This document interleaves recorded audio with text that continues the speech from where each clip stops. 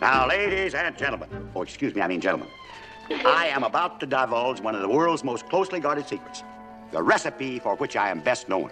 In fact, you might even say world famous. Charles B. Wooster's meat stew. Yeah. Now, first is the selection of the meat. This must be of the highest quality, whether it be beef, lamb, ram, buffalo, or rabbits, or just any old thing that runs around with four legs that you can run fast enough to catch. Charlie? Yes, sir? To see you a minute?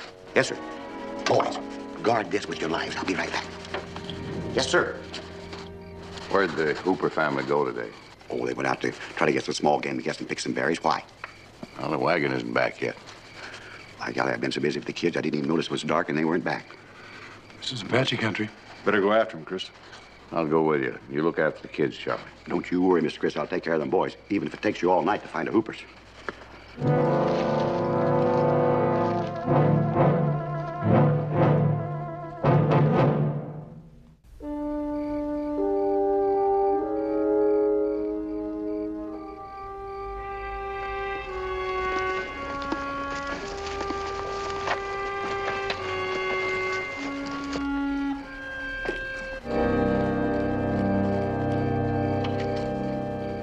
I've been worried, Mr. Chris. You find them?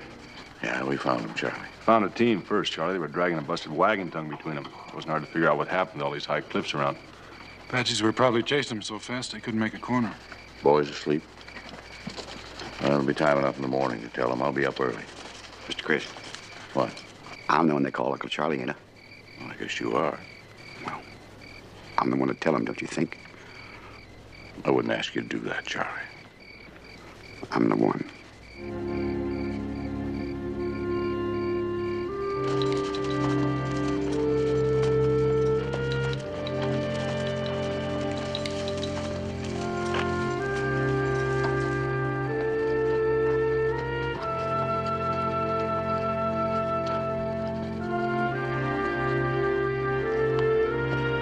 Humphrey, what are you doing out of bed?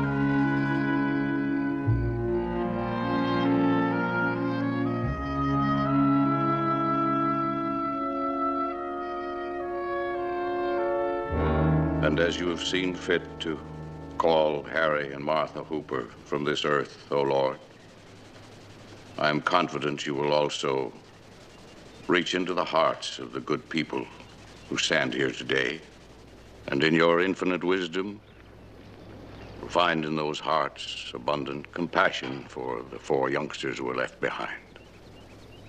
I'm confident you'll provide a home for them.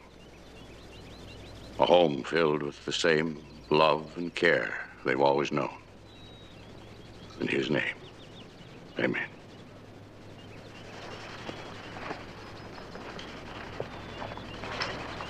Mr. Hale, I just want to tell you that the Lord has already touched my heart where those children are concerned. Oh, that's right, Mrs. Lawson. You don't have any of your own, do you? Maybe this is the Lord's way of answering my prayers. Leastway, I'll talk to my husband about it. You do that. Well, that's a relief, Chris. I was expecting trouble trying to find somebody to take care of those boys. What's the matter, Belle? Don't you have confidence in my prey? How's that, Hiram? Does the old hot wire feel good? Sure it does. Well, you got your feet wet. Are we gonna live with you all the time now, Uncle Charlie? Oh, you wouldn't want to live with a grumpy old man like me. Well, we'll have to. Mama and Papa are dead. Don't you worry, Hiram. Mr. Chris will find you a nice family and a brand new mom and papa. You wait and see. But I don't want any new ones, Uncle Charlie. I want you. Me too, Uncle Charlie. Well, we'll see. You wait and see. Right now, I think we ought to worry about Hiram. His head's wet. You like that, Hiram? Ha ha. That good? Now, I guess I'm responsible for the welfare of the Hooper boys.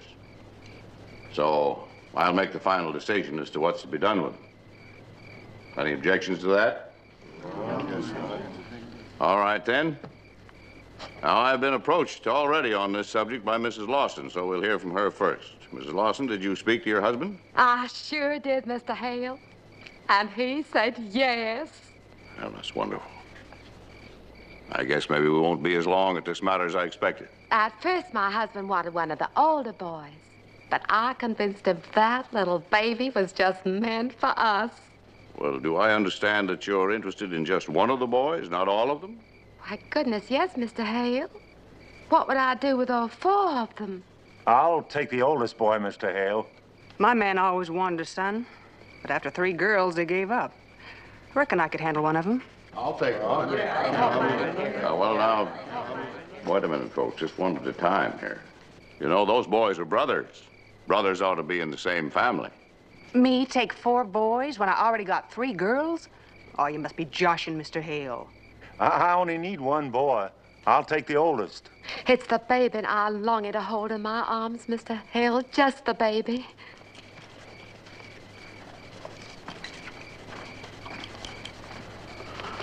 Oh, you're awake. Uncle Charlie? Yeah.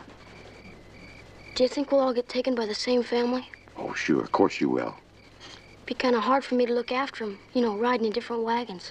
Don't you worry. Old Uncle Charlie will see to it. I wish you had a wife. Then we could all just stay right here together. Back to sleep now. Good night. Good night.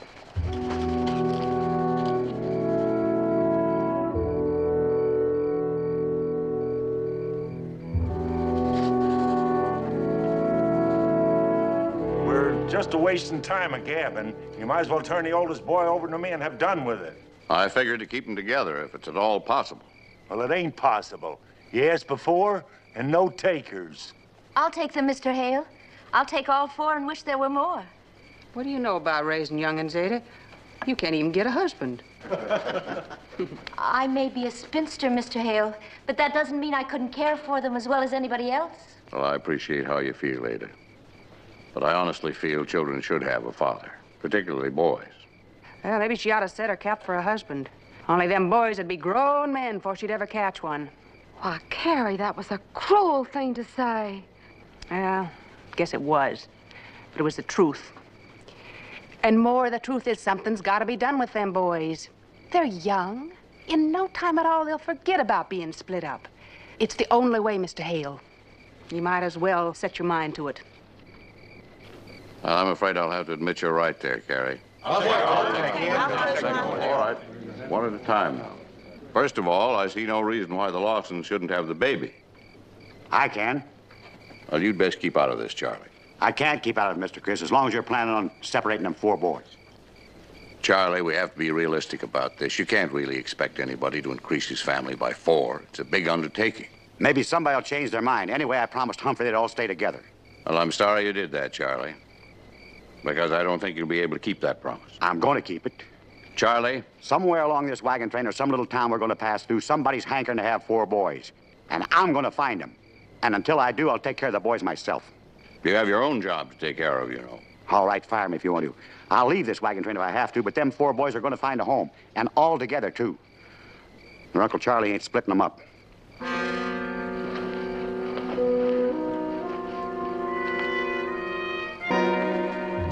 You know, Chris, I think the old goat meant everything he said. You have to have a gun to pry him away from those kids now. Well, it'll be up to you boys to see that nobody tries. You let him have his way?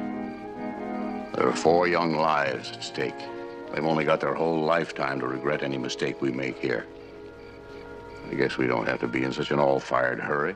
But you already said we could have the baby, Mr. Hale. Do you think it's fair now to us to change your mind? Well, I was more concerned about being fair to the boys, Mrs. Lawson. I'd like you to feel the same way.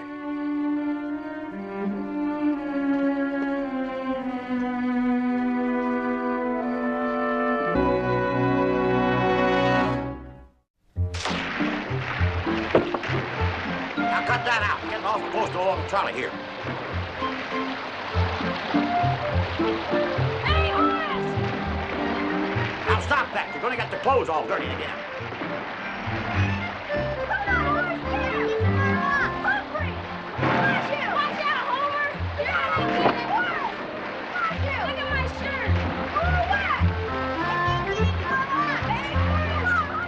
Morning, Mr. Wooster. Oh, good morning, Miss Ada.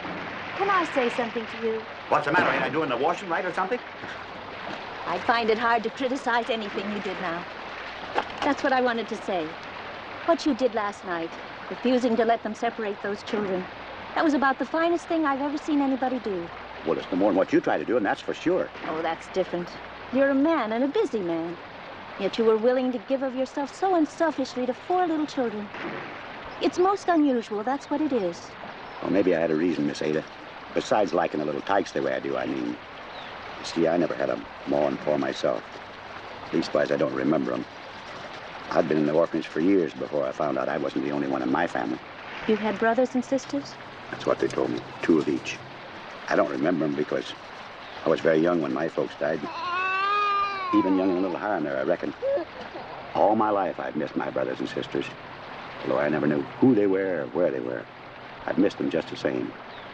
That's because I knew they existed. That'll never happen to these boys as long as I can help it. Do you really think that you can find a home for them on the train? I don't know, but as soon as I get this laundry out, I'm sure going to do some loud talking about it. Mr. Wooster, would you let me help you? Well, you're about the only one I would let help. Others have offered? Oh, that Mrs. Lawson's been around several times wanting to tend the baby, but I know what she has on her mind, too. How would you like to help me corral them and dry them out a little bit? I'd love it. Good, good. Boys, come on over here. Miss Ada's going to dry you off. Come on. Don't argue with your Uncle Charlie. Now, come on. Listen to me. Come on, boys, come on.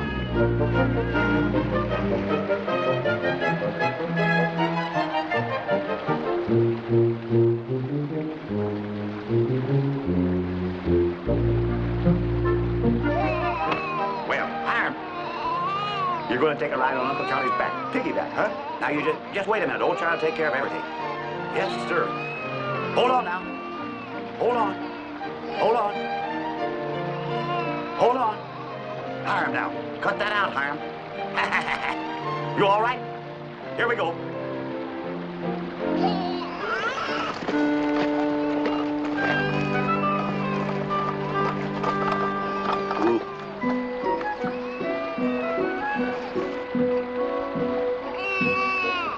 Ahoy to you, madam. Could I be having a word with you? Who are you calling madam? Praise be, the sights you see on land are a lot more wondrous than the creatures of the deep. A lady with a beard more luxurious than I've ever laid my eyes on before outside of my own mirror. I ain't no lady. Hey, then at a second glance, I do believe you're speaking the truth. But you must admit, the sight of a papoose on your back gives cause for some concern in the matter. The matter ain't none of your concern, mister. Magoo, if you please. Michael Patrick Magoo. A poor unfortunate sailor who at the moment finds himself landlocked twixt 2 great oceans of lovely salt water. You know, I set me course by the stars, in a straight line to that great port of San Francisco. And a true course it is, too. But of all the seas I've sailed, all my life, I've never been on one that was more unfriendly or choppy as this hard, dry land. So now I'm hankering to abandon ship and leave the navigating up to some more experienced dry land sailor. And I was wondering, could you be directing me to the train of wagons I understand is hereabouts? Right ahead. Just ask for Mr. Christopher Hale. I'm obliged to you, sir. And good day to you. And to you, missus. You're wrong again, mister. We ain't married. Oh, what a shame that is. For your children, I mean.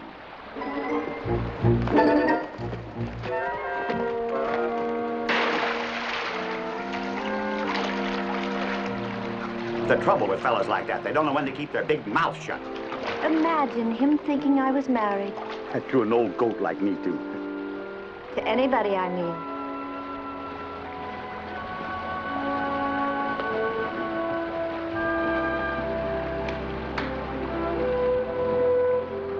Uncle Charlie? Yeah.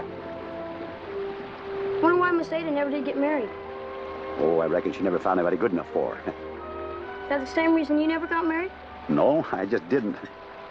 Hey, what are you driving at? Well, I was just thinking, since Miss Ada ain't married and you're not married, being as we're all alone and all. Just wait a minute. That's enough thinking on that subject. Now just cut it out. Get a hold of that basket and get your in. Yes, sir. And don't drop it in the dirt either. No, sir. Go on.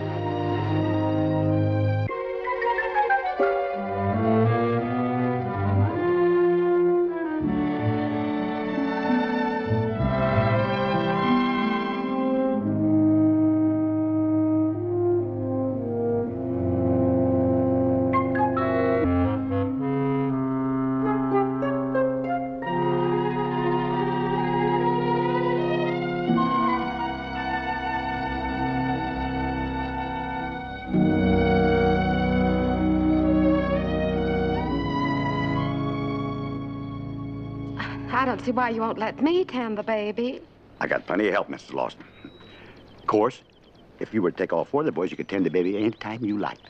Are you trying to blackmail me, Charlie Wooster? Oh, no, ma'am, no. Well, it sounded mighty like it to me.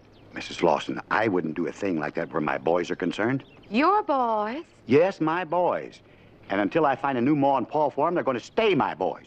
Well, we'll just see about that. We'll just see what Mr. Hale has to say about that.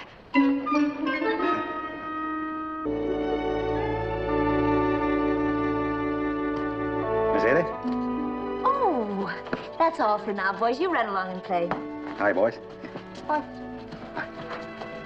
Miss Ada, you sure are a swell reader. Well, thank you, dear. I'll finish the story later. Maybe tonight. Oh, that'd be swell. Well, I guess I'd better leave you and Uncle Charlie alone now. Alone? Why? Oh, you probably have things to talk about. Yeah. Oh. Hi, Humphrey. So long. Did you hear what I heard? Quite a promoter, that Humphrey, isn't he? Poor little man. He's so afraid of being separated from his brothers. I don't suppose you had any luck today? Nope, afraid I didn't. Uh-oh.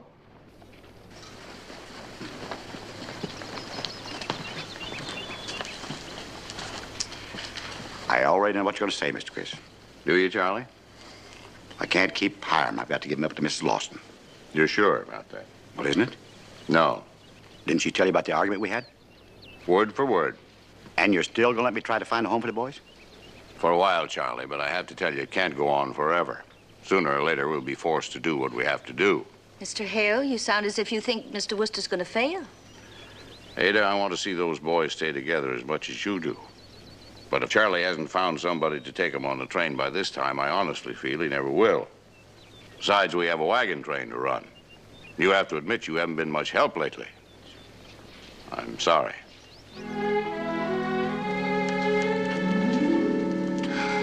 Well, I guess it's up to us, Mr. Worcester. Yes, it is.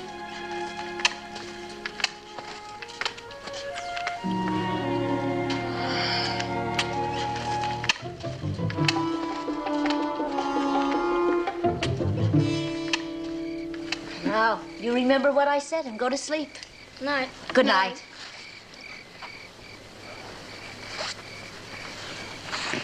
You sure got away with children, Miss Ada. Oh, it's just that I love them and they know it. Well, good night. Miss Ada, I got something I'd like to talk to you about. Away from here, I mean. Out there.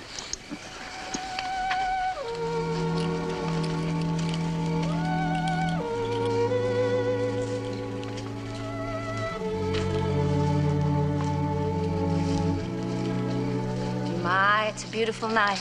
Certainly is beautiful, isn't it? Not too hot, not too cold. Just about right, I'd say. Mr. Worcester. And them stars. Must be a million of them, wouldn't you say? Mr. Worcester, was that what you wanted to talk to me about? Hmm? The stars? Well, no, not exactly. It's getting late. That's what I wanted to say. It's getting late. About finding a home for them four boys, I mean. You know, Mr. Chris is not going to put up with this forever. Well, I guess you can't blame him.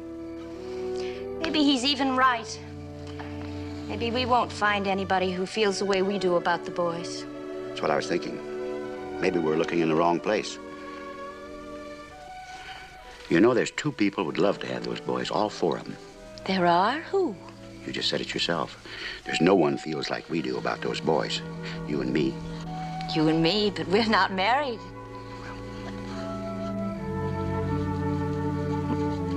Mr. Worcester? Are you suggesting... Did you just propose to me? Yes, ma'am, I just did. Oh, I know I'm not very good at that sort of thing, but that's what I want to do, is marry you.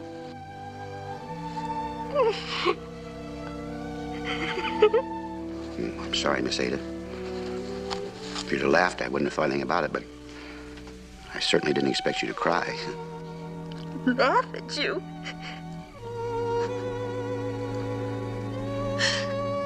The kindest, sweetest, nicest man that ever lived. And it's all right that I proposed? I'm sorry I cried. But you see, you're the first man that ever asked me to marry him. Oh, I find that hard to believe, Miss Ada. A nice lady like you. I wish I could say yes. You mean you're turning me down? I'm sorry, Mr. Worcester. Well, I can't say as I blame you much. Why would a young girl like you want to marry an old goat like me? You're not an old goat. And I do love you in a way. You do? I have the greatest respect for you, Mr. Worcester. And I love you for your kind and unselfish heart. I couldn't marry a man who didn't love me. I didn't say that. No, of course you didn't. And it was love that made you propose to me. But love for the children. A love so great that you would sacrifice yourself for them. There's no greater love than that. But it's the wrong kind of love to base a marriage on. In the long run, it would just hurt the children. I don't know how a lovely mother like you could hurt the children. Well, like Mr. Hale says, they have to have a father, too. Yeah, he's right, all right. They have to have a father. I want you to know how grateful I am, Mr. Worcester, for what you said to me tonight. If ever there's a woman that you can love as much as you love those children, she'll be the richest woman in all the whole world. I truly wish I was that woman. God bless you, Mr. Worcester.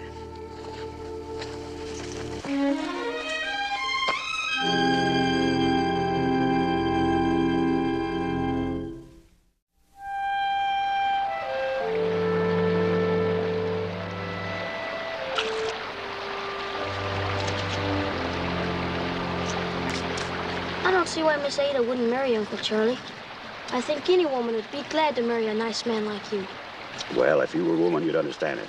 I think Miss Ada's right. I don't think I'm the man for her. I'd like to know who is. That's why I wanted to talk to you alone. I'm going to find a husband for Miss Ada. You are? Yeah, but I'll need your help. I ain't very good at finding husbands. All you have to do is keep them brothers of yours from cutting up too much so they won't frighten away whoever I find for 'em. I'll try, but... But what? Well, Miss Ada's pretty old and she ain't never had a husband yet. And what makes you think you can find her one? Because she's beautiful. She is? Inside, I mean. Oh, the inside. That's kind of grown-up talk, Humphrey, but I'll try to explain it to you. You see, there's two kinds of beauties. There's the outside kind and the inside kind. Now, it's the girls with the outside kind that the men like to court. Unfortunately, Miss Ada's beauty's all the inside kind, and you don't see it at a glance. So that's why the fellas all pass her by. You mean Miss Ada ain't very pretty? Well, you might put it that way, but I want to tell you, Humphrey, she's the most beautiful woman on this wagon train. That is the way I look at her. I think so too, Uncle Charlie. So that's what I'm going to do. I'm going to convince every bachelor on this train what they're passing up by not taking a second look at Miss Ada. Hey, Uncle Charlie, I think I got something. I hope I catch something the next day or two. You know as well as anybody, George, a pretty face is not the only thing. But I like a pretty face, Charlie. Pretty face gets old just like any other kind. Well, that's right. That's when I trade them in on another pretty face.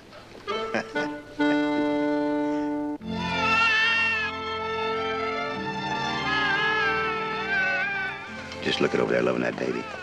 She's just as fond of all the other three, too. Sure is a shame you can't find a husband for such a nice woman. If I find one of them young bachelors, I reckon I could. Hey, what am I talking about? I got one right here. Young bachelor. Now, hold on there. You'd make a great father, Duke. Not me. Tell me a reason why. Well, I've never had much experience with kids. I might be mean to them. You mean to a kid, a big, good-looking boy like you? Boy, that's it. I'm too young. I'm just a kid at heart myself. I'm not old enough to be raising kids of my own. And I'm sure not old enough for Miss Ada. You need an older fella, more settled, like Bill here. Me? Yeah, you'd be just fine, just fine. And it's about time you settle down, too, Hawks. Now, you keep your britches on, Charlie Wooster. I'm not about to marry Ada Myers. I suppose you got a reason, too. Simply because I don't love her, and the same reason nobody else will either. Well, my best friends are a big help to me, I can say that. Charlie, you can't arrange a marriage for Ada or anybody else. Besides, I don't like to see you making a fool out of yourself. Who says I'm making a fool out of myself? Well, all the people are talking about it. They're all laughing. I don't care how much they talk or how much they laugh. There's nobody going to stop me from finding a ma and pa for my 4 boys. Why don't you leave that trust to somebody else? Well, like who? Well, I can't say, but one way to get in touch with them is a thing called praying. I'll be rooting for you, Charles.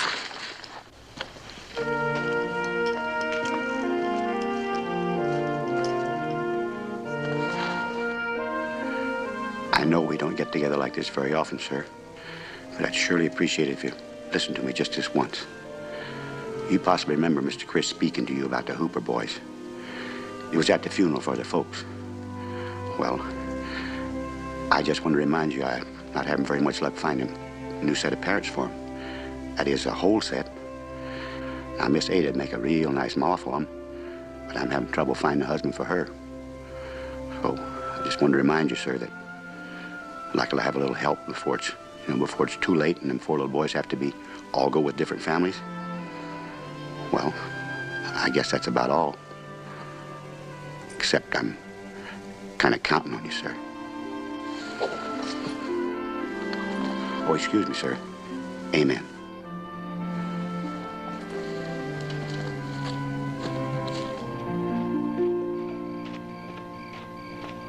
Well, Miss Ada, it's about bedtime for the other 3 little rascals, too, isn't it?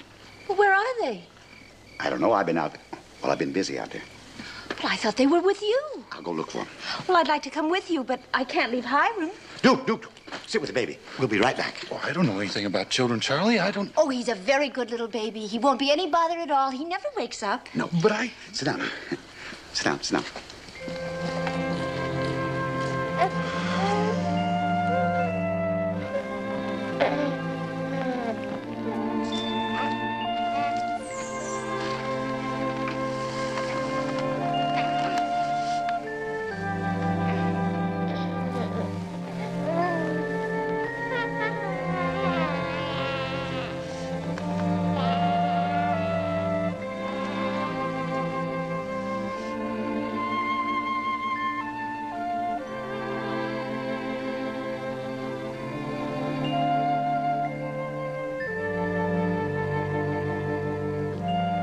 We fought that angry storm for 3 days and 3 nights before I finally had to give up my good ship to the sea. You see, I don't remember a thing after being knocked off into the water. I was that exhausted. But when I revived, I was lying on a floating hatch cover, and there wasn't a soul in sight. You see, I was the lone survivor. Me and my logbook, which I kept clutched in my hand. Well, sir, it was to be me destiny to cling to that floating raft for 3 more days and 3 more nights, never knowing if I could keep from slipping off into the water and becoming a meal for them hungry sharks which kept circling all around me. What a thing to be telling the children. We'll put a stop to that right now. Come on. All right, that's enough of this nonsense. Good evening to you. Boys, it's bedtime. Come on. Oh, Uncle Charlie, Uncle Charlie. Oh, what a shame it is. And I was just getting to the good part. I hardly think a fanciful tale about man-eating sharks is a proper bedtime story, Mr. Magoo. Begging your pardon, miss. It's not a tale of fancy. As true as the fact that you're all standing before me this very minute. Quite unlikely. Anyway, I don't want my boys to have bad dreams. But there's an happy ending to the story, if you'd but let me finish it. Come on, Uncle Charlie. Let Uncle Michael tell us the rest of it. Uncle Michael? The title is granted by my own permission, sir, on the occasion of the 3rd visit to me camp. 3rd visit? How long has this been going on? Ever since the day I put myself in the hands of your good skipper, Mr. Hale, I've encouraged the visit. You see, I've always had a soft spot in my heart for the wee ones. Me too. Come on, boys, it's bedtime. No arguments, no arguments. Come on, come on. Michael. Good night. Uncle Michael. I'm sure your intentions were good, Mr. Magoo. But I would appreciate it if in the future you would refrain from filling the children's heads full of tales of violent adventure that could not possibly have any basis in fact. I swear to you from this moment forward, I'll never tell an untruthful story to the wee ones. Thank you. And if I might, I'd like to apologize to you. For what, Mr. Magoo? For the misconception I had about you and Mr. Wooster and your status. No apology is necessary, thank you. You know, the children told me what you and Mr. Wooster are trying to do for them. You must be kind-hearted people, the both of you. Well, thank you, Mr. Magoo. And it warms my heart to make acquaintance with you. Well, good night to you, Mr. Magoo. Good night, Miss Myers. What kept you? Tell you a bedtime story, too? Please, Mr. Wooster, let's just get the children to bed. Uncle Michael.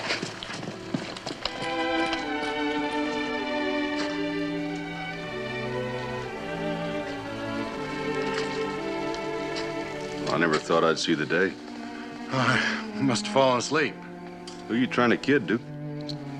I was praying. So what?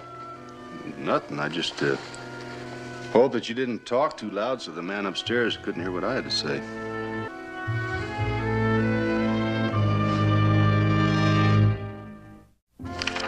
You see, boys, it's all here. Somehow I managed to cling on to my raft. So you can just imagine how disappointed were the sharks that had been swimming all around me, licking their chops, and not one of them getting nearly as much as a nibble. Mr. Magoo. Good day to you, Miss Myers. I thought you gave me your word last night about telling those stories to the children. Well, that I did, miss. But I heard you telling about the sharks again.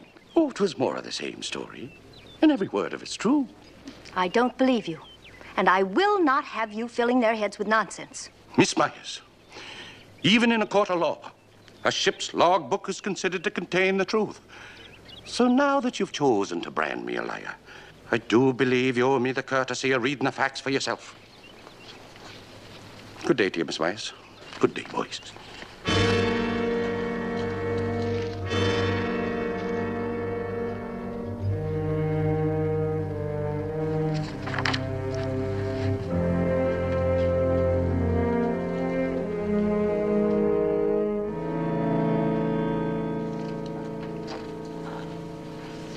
What's the matter? You sleepy?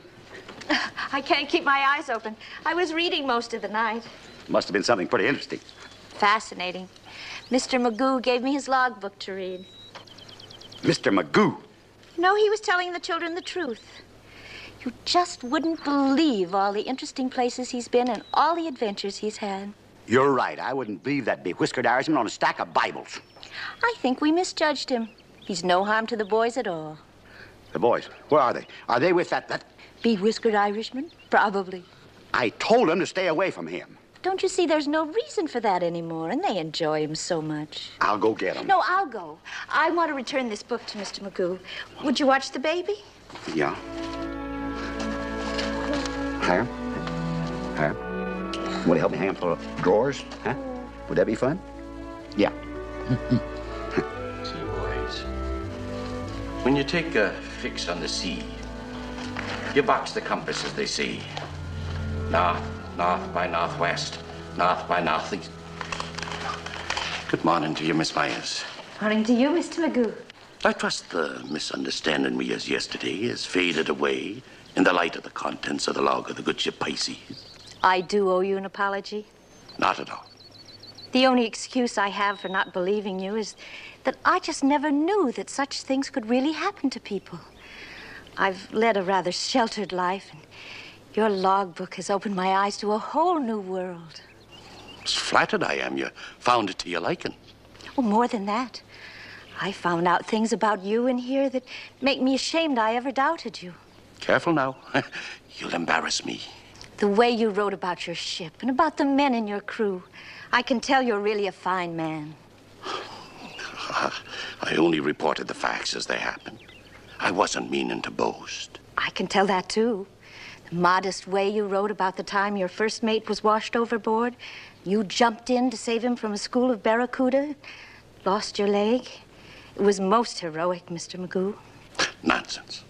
There may be some who would say that it isn't proper for a lady to feel the way I do. Maybe it's because my life has never seemed very exciting to me. But just the thought of actually sailing across the ocean, heading for some undiscovered tropical island is just... Well, I suppose it seems rather silly, my going on like this. Silly? Not a bit of it. Unusual it is that I find a lady that likes my stories. Now, I was just about to finish telling the boys what happened after I was washed ashore on the island of Tahiti. Now, you read the account of it already in the book. If you'd be the tiniest bit interested in hearing it again, you're welcome to join the wee ones. Oh, yes, I would be interested, Mr. Magoo. My Christian name is Michael, and I think it's high time you started using it. Do you really think I should? Well, if you don't, I'll find it hard to believe you got the adventurous heart you claim. All right. Michael? That's better, Ada. Now, let's see, where were we? Oh, yes. Washed ashore in my hatch cover on the island of Tahiti. Laying face down in the sand. Halfway between this earth and St. Peter's. I'm getting a little tired of this, Magoo. To tell you the truth, Mr. Wooster, so am I. I've been 2 days now trying to get to the end of one story. Well, you're at the end of it now, so don't worry. I'll just take my boys. Mr. Wooster, I've already explained to you that... You've explained to me his boys aren't the only one taken in by this seagoing mule skinner. I'll ask you just once, sir. Never to speak to the lady in that manner again. I don't have to speak to either one of you again in any manner. I'll just take my boys and go. That's not the way I heard it. They're not exactly your boys. If they were, I'd respect your wishes, but as it stands, I see no reason why the little tykes and I can't be friends. Well, then... He's right, Mr. Wooster. You know he is. Understand you now. I do respect you for taking the boys in like you did. But for the life of me, I can't understand what harm it is you think I'm doing them. Let them stay, Mr. Wooster. Don't be unfair to them.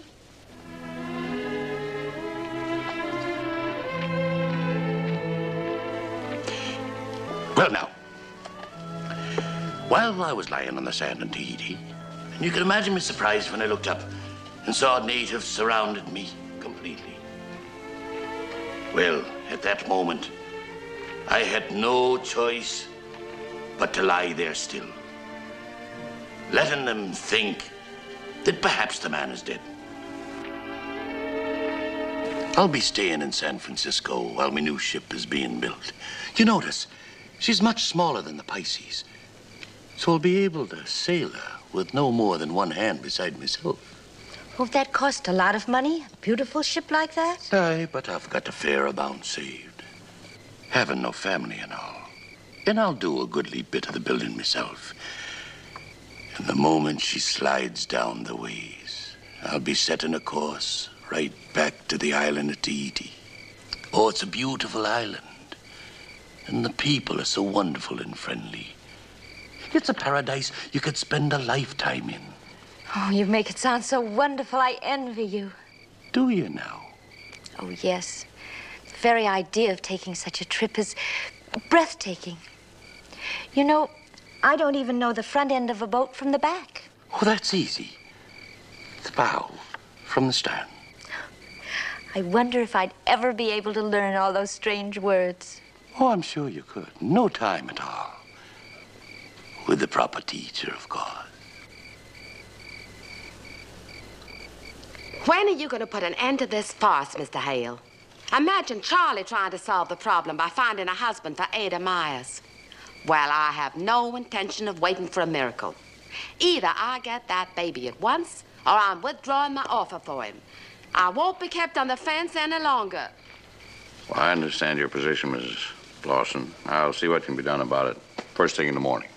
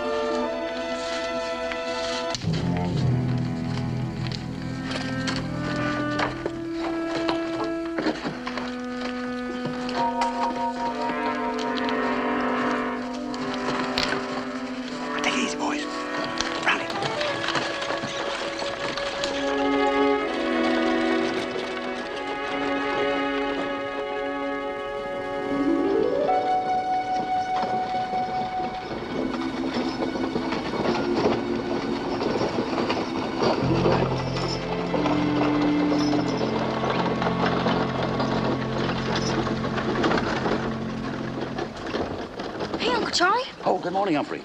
How'd we get in the wagon? Where are we going? Where's the rest of the train? Wait a minute, one thing at a time. Climb up here, I'll tell you all about it. Come on, Humphrey. See, it was like this. I heard them talking. They're going to take all you boys and put you with different families. Well, I couldn't have that, could I? So while you were asleep, I just put you in the supply wagon and we slipped away. And here we are. But I thought we were finding a husband for Miss Ada. Well, we didn't have time for that. I think she's already found one. A husband? Yeah, her and Uncle Michael were getting real friendly. Uncle Michael? I was keeping my brothers behaved, just like he told me to. Now, Humphrey, I don't think he'd be the proper father for you boys. Well, what if Miss Ada thought so? Well, he wouldn't, that's all. He just wouldn't. Well, why not? Well, just because, that's why. Don't you worry about it, Humphrey. We get this little town, I'm going to get a house. I'm going to raise you boys myself. Maybe I'll try to find a wife. What do you think of that? That'd be swell, Uncle Charlie, but sure I'm going to miss Miss Ada and Uncle Michael's stories. His stories. I can tell just as good a stories as that Irishman and not even stretch the truth. Stories about the sea, Uncle Charlie? Well, I went to sea once. You did? Yeah, and it wasn't on any little old sailboat like his either. It was a great big sailboat. We got on it in San Francisco, sailed all the way around Cape Horn to the east. How do you like that? Did you get shipwrecked or anything? Or have to fight sharks? Well, not exactly. Well, what happened to you? Well, I got seasick one day. Oh. You should have listened to me sooner, Mr. Hale. I tried to warn you.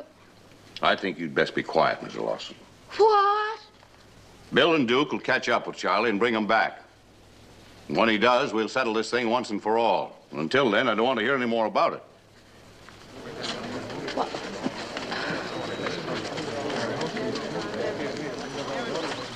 Miss Ada, I thought you were supposed to be minding the wee ones. Well, I couldn't stay all night with them under the circumstances, could I? Well, you should have known the old goat was capable of such a thing. Don't call Mr. Worcester an old goat. He's a fine, wonderful, kind man. Why didn't you marry him instead?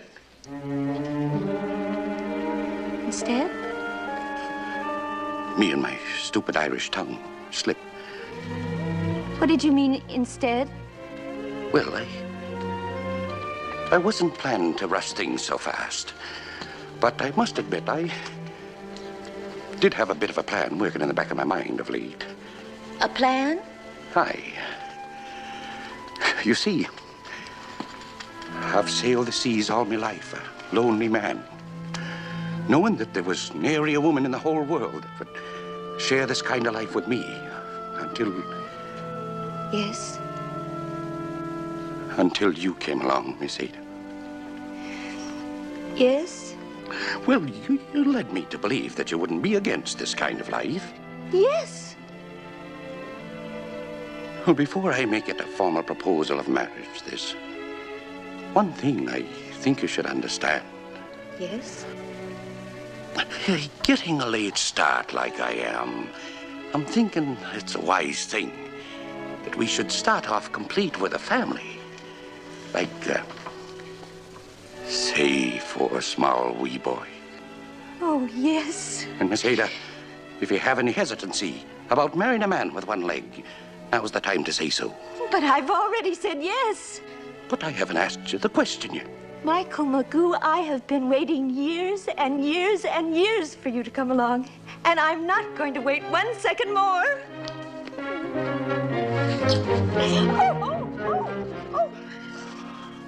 Miss Ada, praise be, here we are rejoicing over starting a family. The 4 wee ones are still lost. Oh, it's all right, Michael.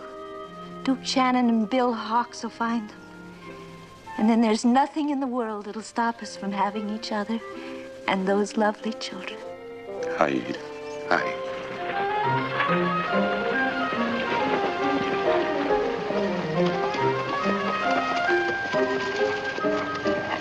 Where's Charlie? In there with his boys. Sorry, Hiram. Well, Charlie? Yes, Mr. Chris? Uncle Michael! Uncle Michael! Uncle Michael! Boys. Oh, boys. It's good to see you. Charlie, I have to hand it to you.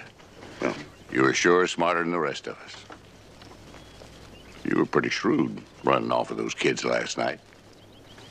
You knew all the time that was the way to force the issue between Ada and Mr. Magoo, didn't you? You said you were going to get a mother and father for those boys, and by golly, you did. I'm proud of you, Charlie, because I know how much you love those boys, wanted them yourself. All the time, you were just thinking of their happiness. Never a thought for your own. But I'd say, just knowing you made all those people happy give you a great sense of satisfaction. And him, too, when he's old enough to know what his Uncle Charlie did for him. Yeah. Here, I'll hand him to him. Now, wait a minute, Miss Chris. Don't you think I ought to finish the job? You've sure earned that privilege, Charlie. Thank you. Here's one young fellow you don't want to forget. Oh, we'd never forget Hiram. Or you, Mr. Wooster. Thank you. You know, from the start, I didn't think you liked me. But, Mr. Wooster, you certainly pulled the wool over my eyes, and, well, we're forever grateful to you. Well, I certainly know better than to take the direct approach with an Irishman. So I just pretended I didn't like the whole thing. There wasn't anything to it, really. Thank you again, Mr. Wooster. Thank you. See you later, Uncle Charlie. Thanks, Uncle Charlie. Thanks, Uncle Charlie. Bye, boys. I'm going to keep my eye on you now and watch you. Bye, Hiram. Bye-bye. Bye. And thank you, Skipper Hale.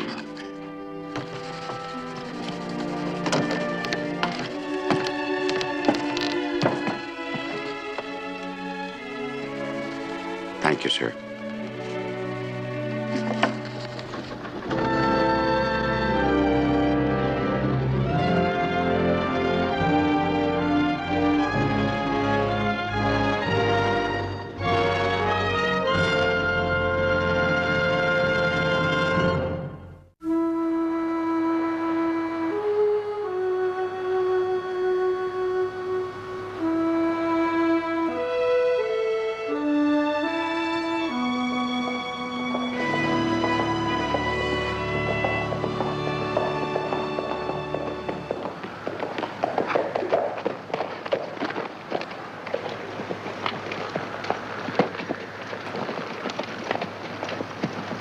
Jed, come on. He'll be coming back here. Yeah. Reckon he will. Come on.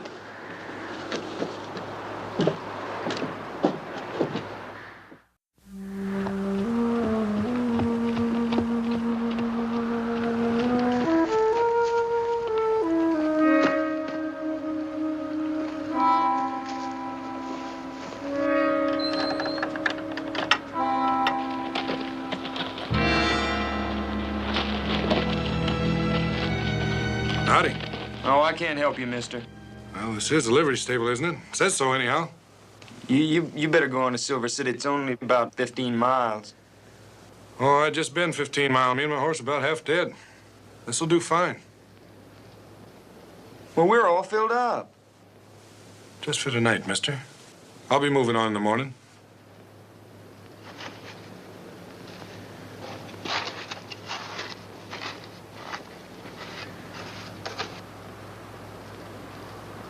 It's a fine-looking horse. All right.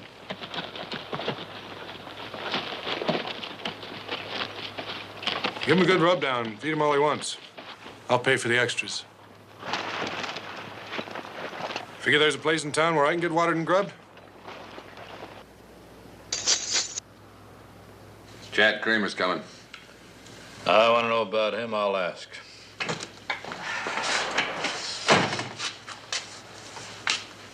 Hello, Perk. Jed? I wasn't expecting you boys till, Monty coming in? You'll know when he does. That fella's coming now, Jed.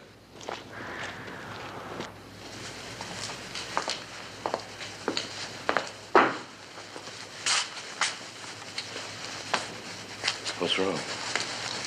Fella come in, stopping over. I'm eating with Rose tonight. Oh, I forgot it was Thursday. Got some milk to go with your chili. You ever see him before today? It's a new one to me.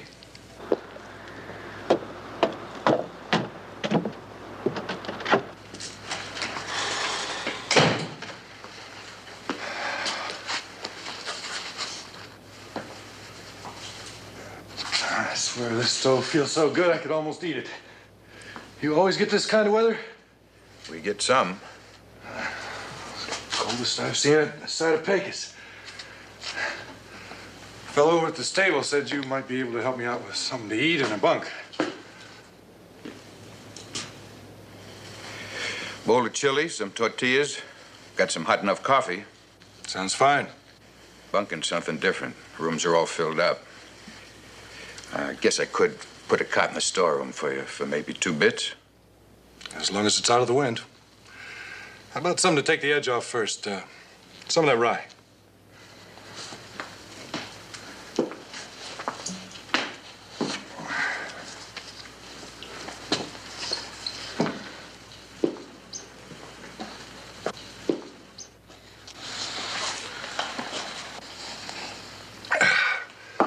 Thanks.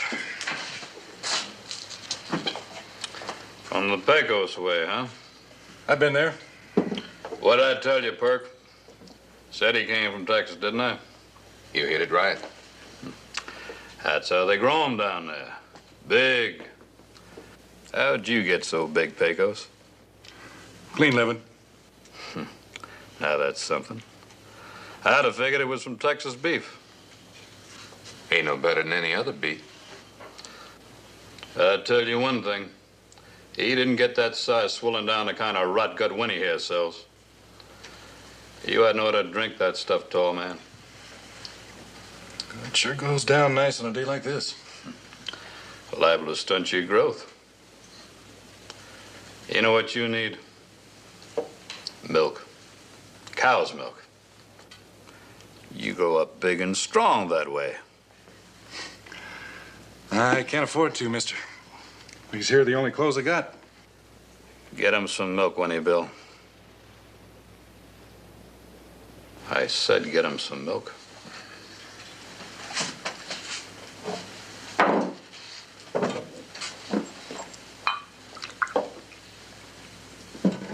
Hey, Jack.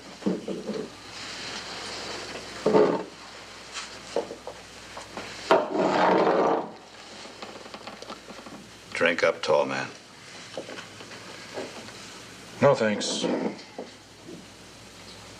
I give you an invite. You drink up that milk, or you turn around and get out of this town. That's kind of a narrow choice. What if I want to stay? Then you'll really stay. Go on, drink it. It won't kill you. Go ahead, mister. Don't let's have any trouble here, huh? It's just too cold for milk. Fella shouldn't ought to wear a gun. Plus, ain't afraid to use it. That's the way I figure it. I'm not going to drink your milk, mister. And I'm not leaving here until morning. You got a big head, cowboy. You got a big mouth.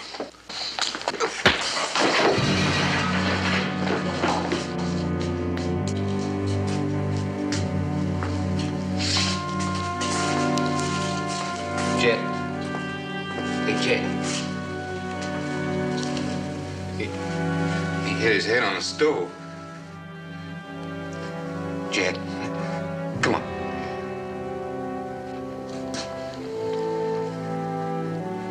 He ain't breathing.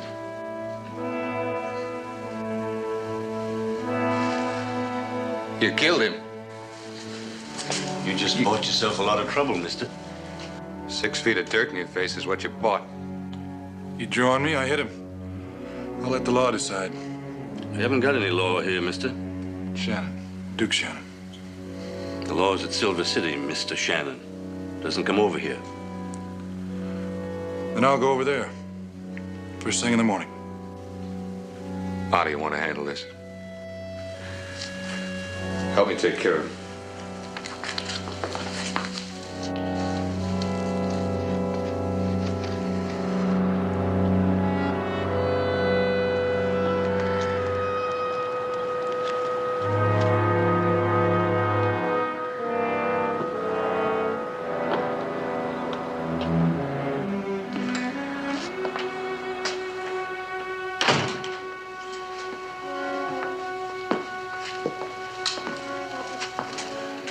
Afternoon. You must be Mrs. Lott. I am. Some things I'd like to pick up.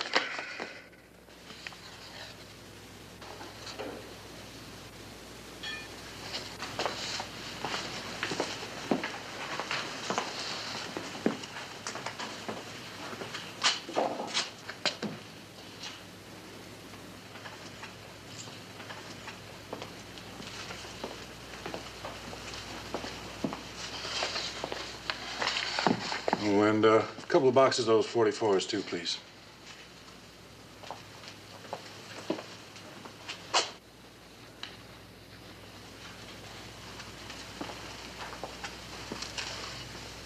That'll be $1.50. All right.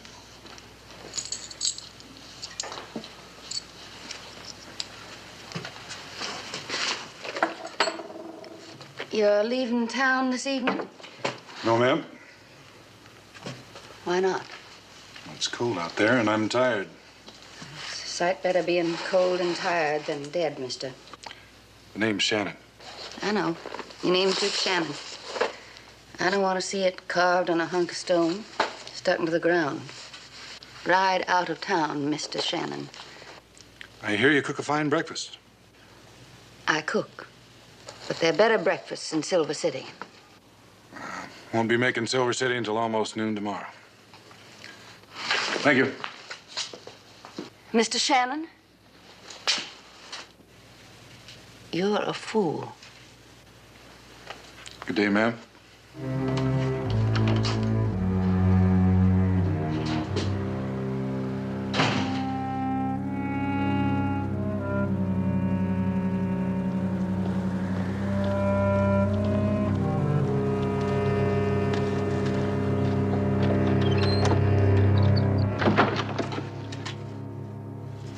Howdy.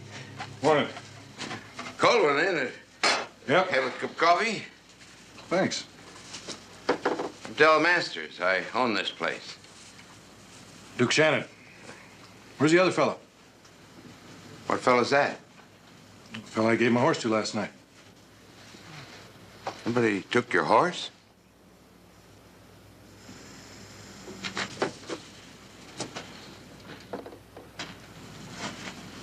Where's my horse? I don't know anything about your horse. There's mine, Chad Kramer's, and... I came in here last night and gave my horse to the man in charge. I'm in charge here. He was a little fellow, all bent over. Looked like somebody hit him with a mountain.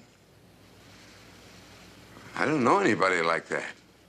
If you don't come up with my horse, mister, that's how you're gonna look, you understand? Well, Mr. Shannon. Now, just shut up. I don't know what you people are pulling, but you got exactly 30 minutes to have my horse fed, watered, and ready. When I come back, if he's not ready, I'm gonna pick you up and set you on that stove.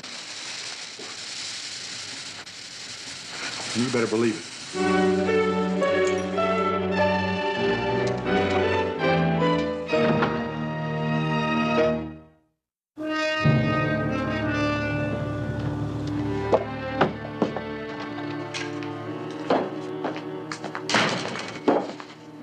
Where's my dog? Your dog? It must have been a dog. Apparently, I didn't ride into town on a horse. Why'd you let me oversleep this morning? I told you, Mr. Shannon. I know what you told me. Now I want to hear the truth. Leave me alone, Mr. Shannon. I don't know where your horse is. But you know he isn't where I left him. I don't know anything, Mr. Shannon. Friend, if you don't find that animal, you're going to have some brand new kinds of trouble in this town. Mr. Shannon, ain't nobody can bring us any kind of trouble we don't already have.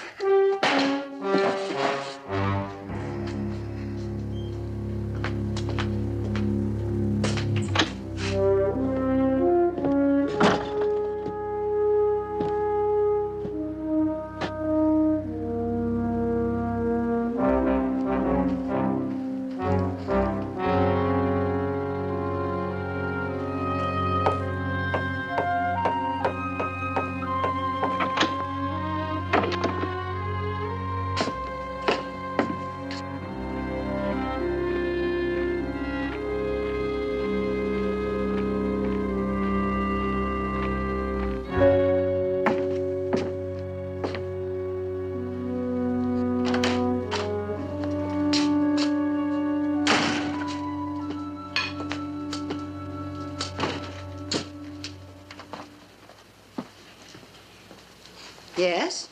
You gave me some advice yesterday. You should have taken it. I need some more. My horse is gone, saddle and all. And I'm very fond of that horse.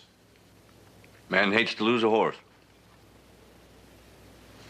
Maybe you can tell me about the man I handed him over to yesterday. He was crippled, all bent over.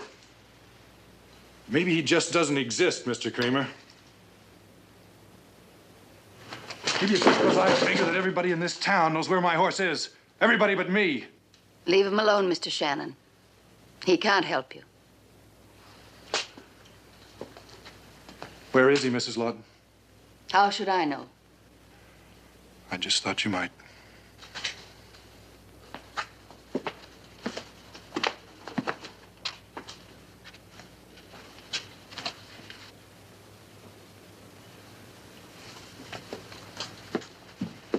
Who's in that shed out back, Mrs. Lawton? Please, Mr. Shannon, get out of town. I told you, my horse is gone. Never mind your horse. Run if you have to, but just get out of here. Who's in the shed, ma'am?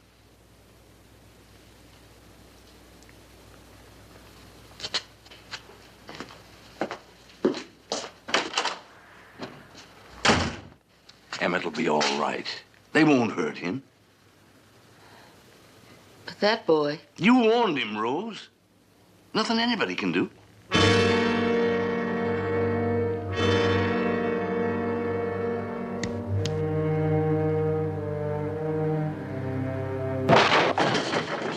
No, please don't.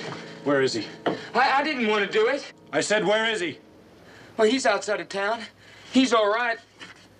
I took good care of your horse, Mr. Shannon. I'll take you out there. Maybe if we're hurt. Maybe what?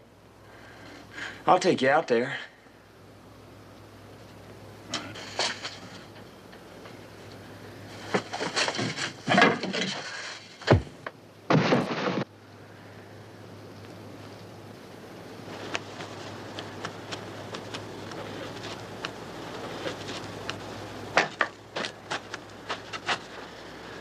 You done real good, Emmett.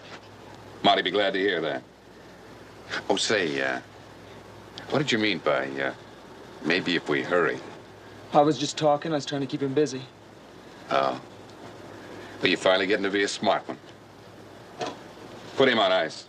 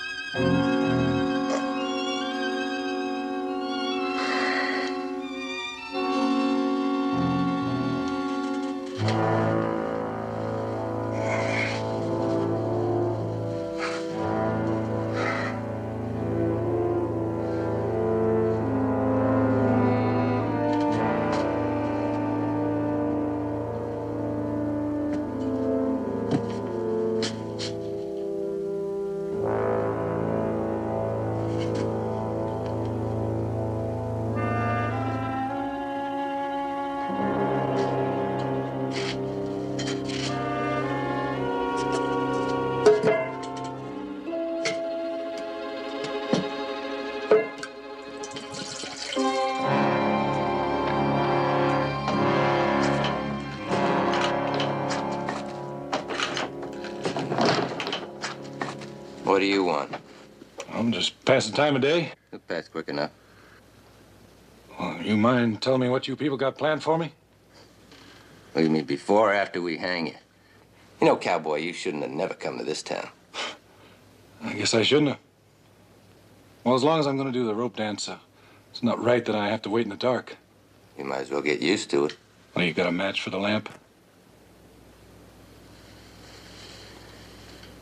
No, I think that dark ain't gonna hurt you none. Now, you might get some ideas about burning this place down. Hey, what's that kerosene stink? We get back against that far wall, cowboy. Turn around.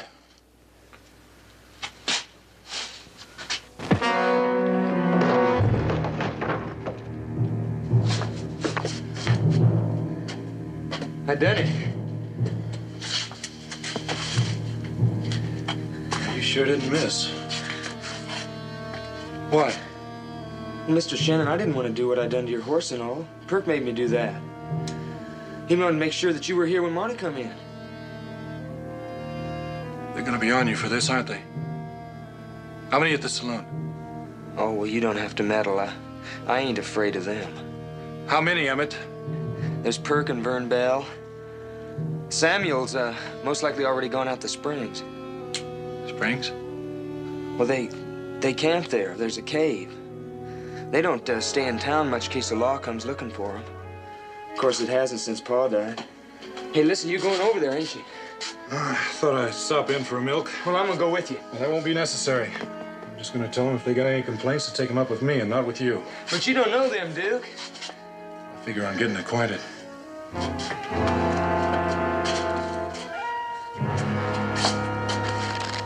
All right. You get his jacket. Now I'll cut you for his boots. I'm about flat barefooted, and they're gonna come in mighty handy.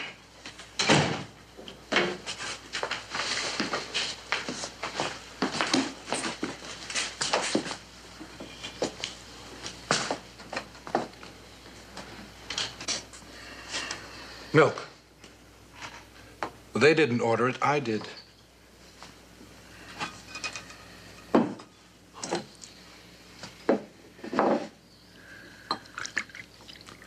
Two glasses.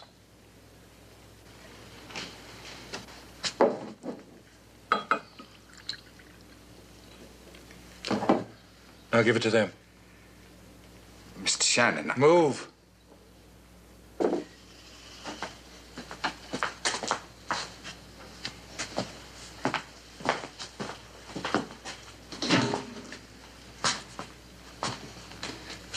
All right.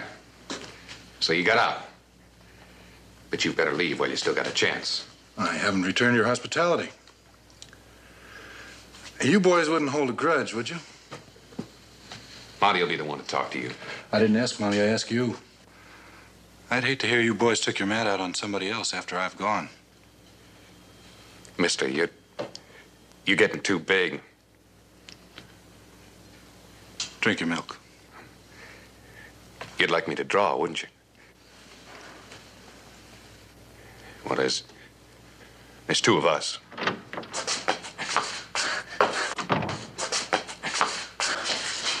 Get out of here, Emmett. I thought maybe you might need some help. With these? I doubt it. Go on home, Emmett. Don't you get mixed up in this. I'm already mixed up in it, Mr. Kramer. I'm the one that got him out.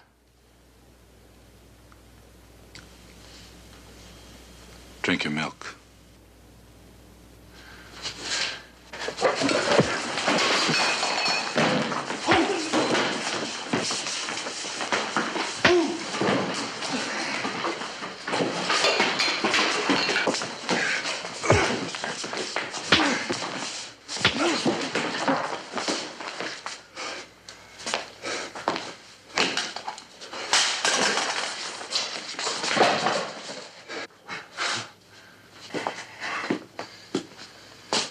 Two more milks, bartender.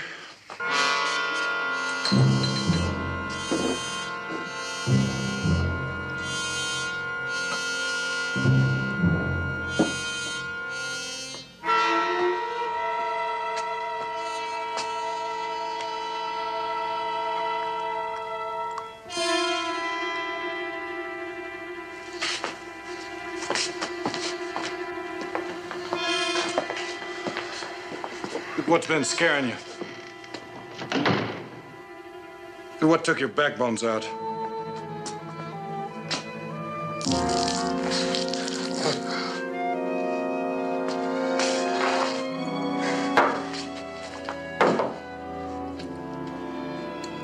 Now, bartender, I think I'll have a glass of milk for myself.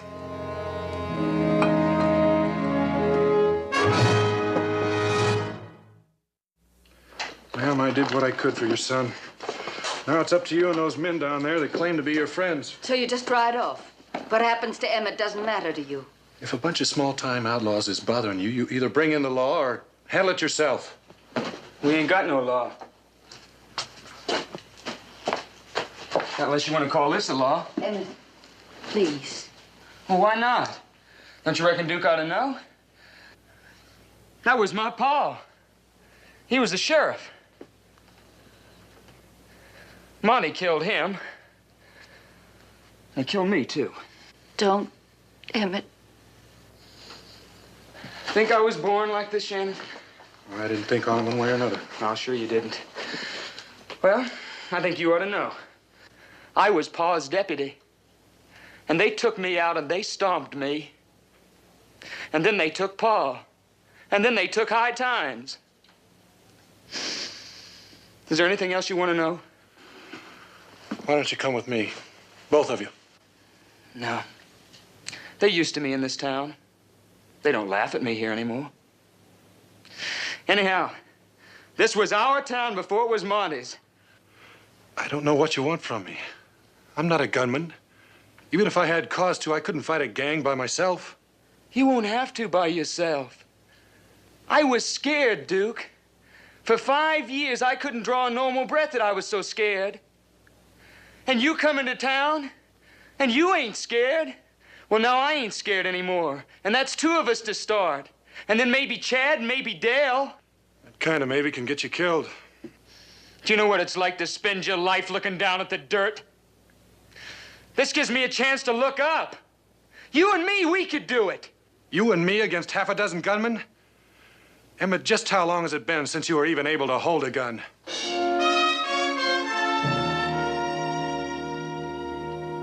You're right.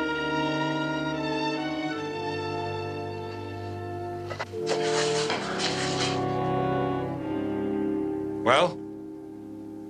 You don't know how it is here. We've been getting along with Monty and his boys for years. You call that getting along?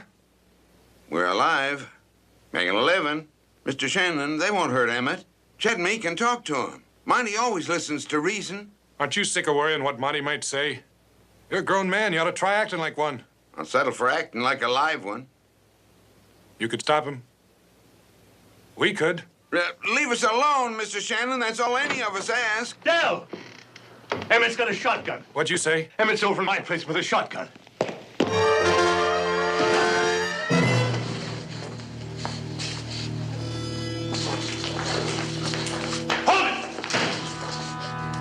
Hold on, Shannon. He tried to kill us. Good. Perk, shells rotted in the breech. If it hadn't been for that, he'd have blown us in 2. Well, why didn't I check him? I'd have killed you. He just walked in, pointed that thing, and pulled the trigger. What'd you expect him to do? Use a knife? That star, that gun, they're Tom Lawton's. What got into you anyhow, Emmett? Ain't you learned nothing yet? Get out of here, Emmett. Stop making a fool of yourself. Oh, is that what standing up to them makes me a fool? Get out of here while you can. Now, wait just a minute. Wait! All right, Emmett. We'll let you get away with it this time. But you give me that badge. Nobody's taking my badge. We took it off your dad. Well, that's the only way you'll take it off me. I wouldn't try it. You ever hear it true about how his pa got killed? Perk? Oh, I know what he told you. How we found him, busted him up, and went out and took his pa when nobody was covering his back. Right? Something like that. Yeah, sure. Only it wasn't like that at all. Perk, don't. Perk, please. We busted him up after Shannon. When he heard we was riding in, why, he run off and hid. There never was nobody covered in Tom Lawton. We found Emmett after we killed him. We had to dig him out of a haystack. Now, we never told nobody for 5 years. And he comes in here and tries to cut us down without a word. I don't call that gratitude. Now, you give me that badge, Emmett. Remember what Monty said. Nobody wears a badge in his town and lives. Is that what Monty said? And he meant it. Give me the badge, Emmett. They can't have it. I said give it to me.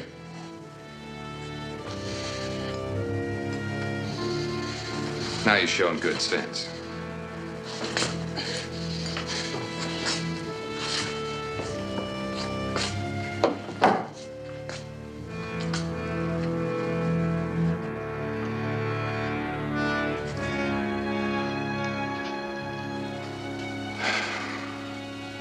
This is Monty's town, and I'm wearing a badge.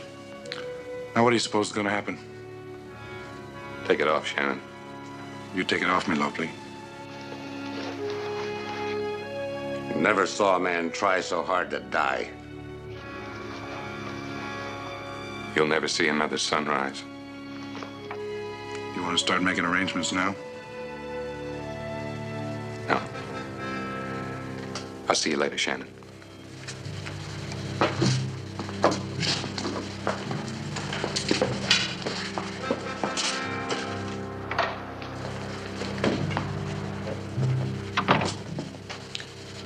You all right? What do you think? I think anybody can get scared and do things they're ashamed of. I mean, are you scared right now?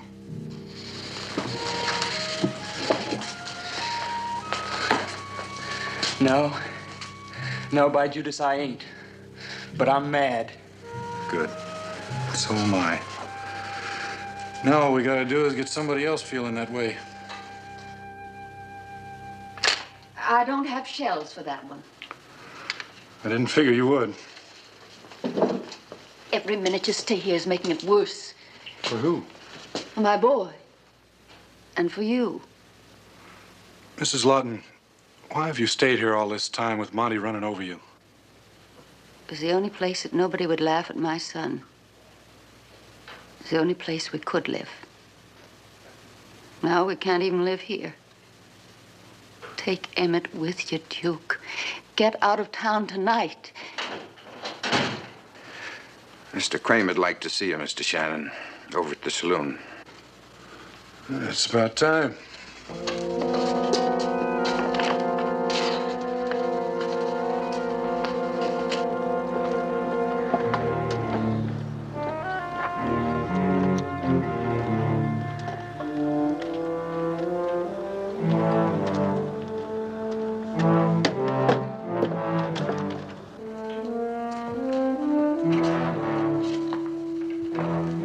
Got something to say to me. Not Kramer, me.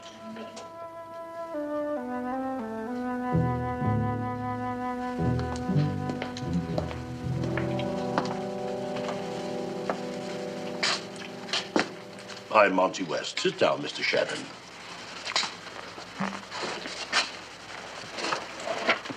So you're Monty West? Well, somebody has to be. I'm not convinced. Nice looking bowl of chili you got there. A man knows how to go about it. He can live well in high times. I need salt and pepper.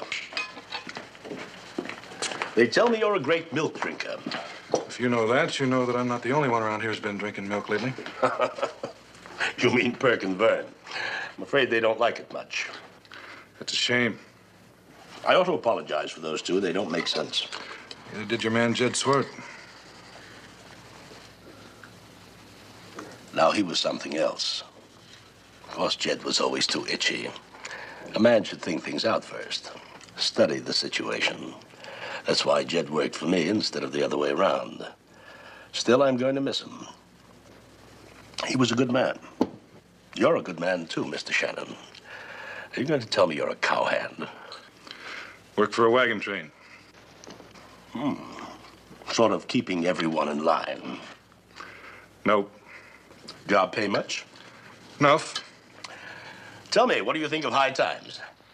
I think it stinks. You should have been here before I came. This town was struggling like a tortoise turned on its back. Wasn't safe for people to walk the streets. And there were a lot of people here then, too. Isn't that right, Chad? Sure, Monty. Before the mines closed. Place was full of bad ones. Gamblers, gunmen, women who could lift your wallet without even you knowing they were there. Why, there wasn't a man in town with a dime left to jingle in his pockets come midnight Saturday. Isn't that right, Winnie Bill? Just that way, Monty. People get cheated. They like to take it out on people. Got pretty rough around here sometimes. Couldn't the law handle it? Tom Lawton, for instance. Oh, you know about him, hmm? Some people speak highly of him. Some people probably thought highly of Benedict Arnold. Fact is, Lawton was living mostly on his reputation and what he could shake down from decent folks. And then he got in a little disagreement with some friends of mine. So I hear. Then there was no one to keep order but me and the boys. Now, understand, we're not angels. We do run a few beeves across the border now and then. Some unsecured loans from a few banks. But since we've been here, no one's been bothered at high times. Well, that's thoughtful of you. It's become sort of like my hometown. You know, a man gets sentimental about things like that. Home folks. I tell you, it's good to put down roots. And now you've come and stirred things all up. Old Jed dead, shrunken up Emmett Lawton trying to act like his father. You wearing that tin star on your chest like some play actor. You've made an awful mess of things. So I've been thinking... You've been thinking that since Jed's dead, you could use another ramrod, maybe. You know, I like the way you do things. You come in here and show me you're a little tougher than anything I've got. You know what? I'm buying. What do you think of that? So many people trying to get me out of town and some trying to keep me here, I'm getting flat confused. It's a good job. Pays double, maybe triple what you're getting on that wagon train. Plus a whole pretty little town to call your own. Got to admit, it sounds attractive. While you're thinking it over, I better tell you, I've been having my hands filled with Perk and the boys. They're pretty mad at you. You turned down my offer. You might have trouble getting out of town. Well, what do you say?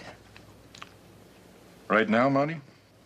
Now's all the time you get, tall boy. I don't want the job, fat boy.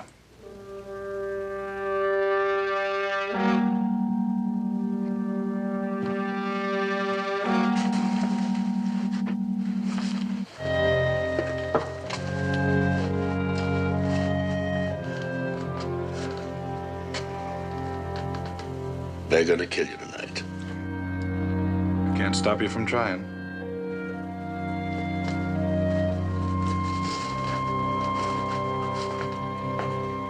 Keep away from it.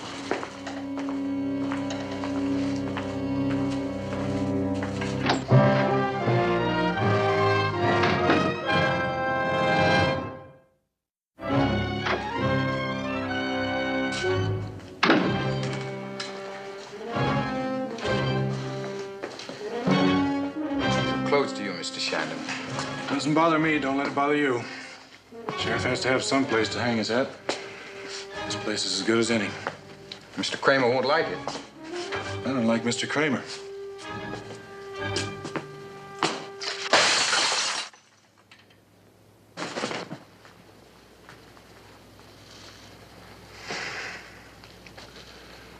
I'd sure like to know what it takes to make you people mad.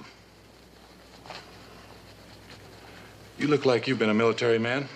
South or north? Neither. I was with Winfield Scott in Mexico in '48.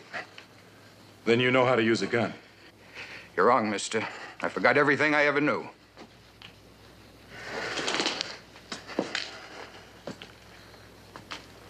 You feel the same way, Masters? I run horses for a living, not people. I read somewhere once a fella said them that trades liberty for security don't deserve either one of them. Monty or any of his boys could chew me up and spit me out and not even know they'd done it. And I ain't ashamed to admit it. If I leave town, Monty will kill Emmett Lawton for sure. Well, maybe, but that ain't our fault. Emmett acted like a fool in here today. I thought he acted like a man. Where do I find Kramer? I told you, Mr. Shannon. Do you tell me where I find him, or do I start tearing this rat's nest apart? You can let him go, Mr. Shannon. He just takes orders. Well, what What have you got on there, Kramer? A real honest-to-goodness gun? Yeah, but it ain't there to help you, Mr. Shannon. I just want to be sure none of us gets killed in your fight. My fight? Do you really think this is my fight? There ain't anybody who's going to stand up with you, Mr. Shannon. We didn't ask for this. You think I did? You got time, Shannon. We ain't holding you. You can run. Sure. But can Emmett Lawton run? Oh, we've made deals with Monty before. We can do it again.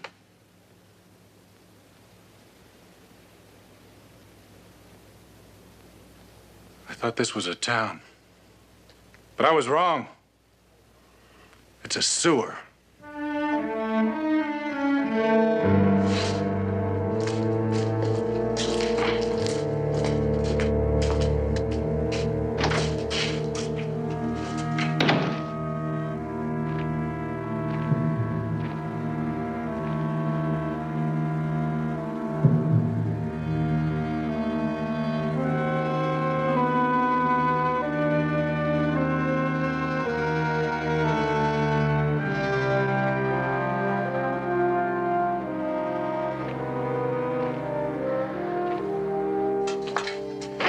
Boss, this is a mess. Him waiting out there. It's easy enough to be a hero when you haven't got anything to lose. What is this Shannon anyway? A drifter. No family, no property, nothing. He's a fool. Is he, Chad?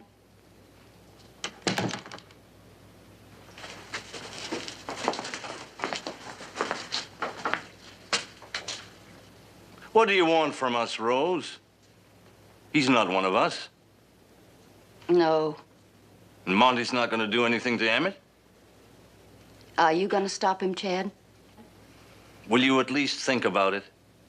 Take Monty away, and what have we got left? What have we got now? Pride? What do you want? I want to cry. Rose, why don't you go home now? What's gonna happen is gonna happen no matter what anybody does.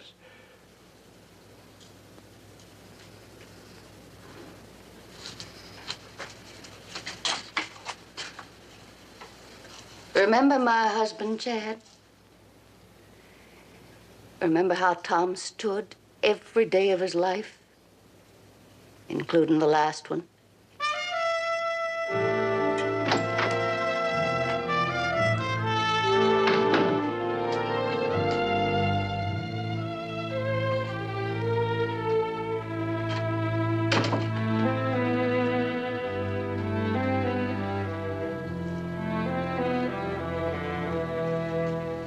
It's about time we faced it, isn't it? I am facing it. No. Reality is not out there on that street. It's in the mirror. That's what you've got to face. Don't you think that I know what's in the mirror? No, or you wouldn't be thinking what you're thinking. Emmett, look at yourself. You can't even hold a gun high enough to shoot it. And you want to go out and face the men who killed your father. And he was more of a man than you.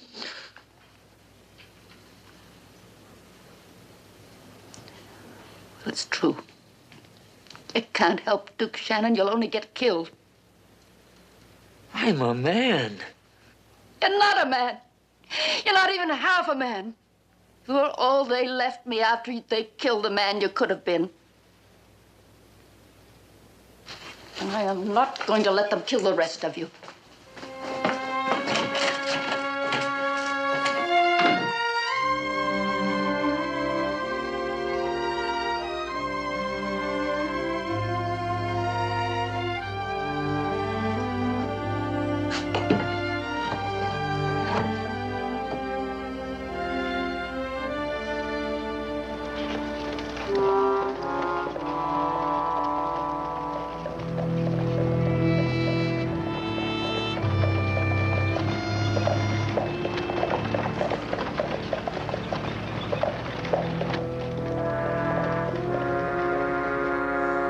Well, here they come.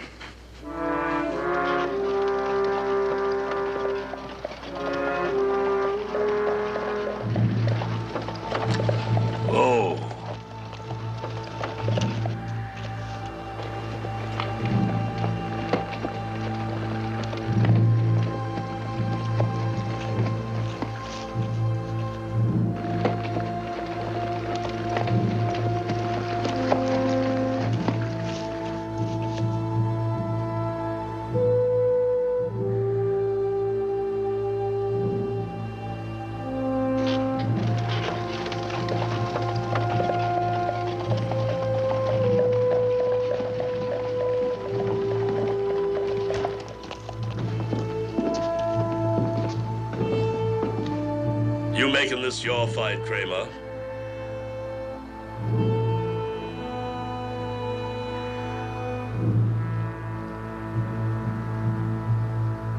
No, of course not, Monty.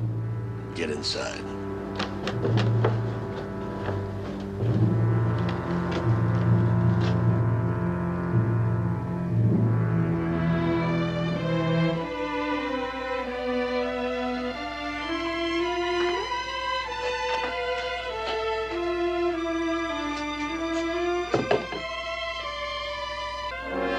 Emmett?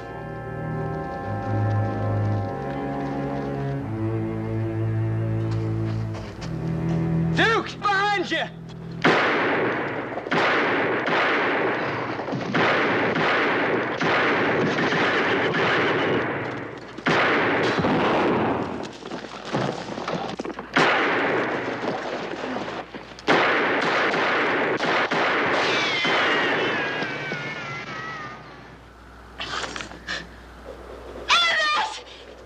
Rose!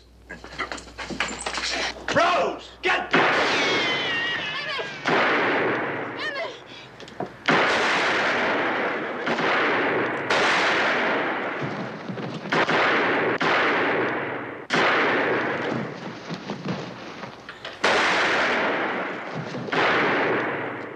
Let's get out of here.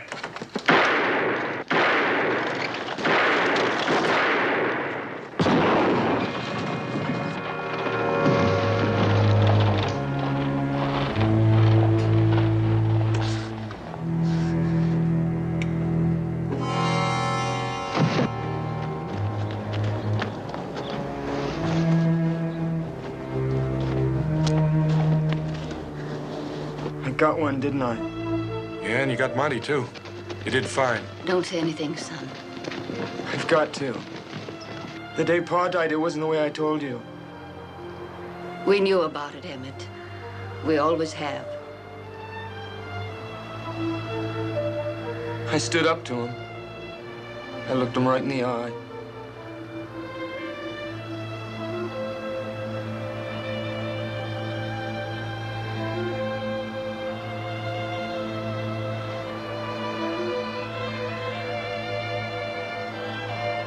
His hand was all broken up. He could never close it before.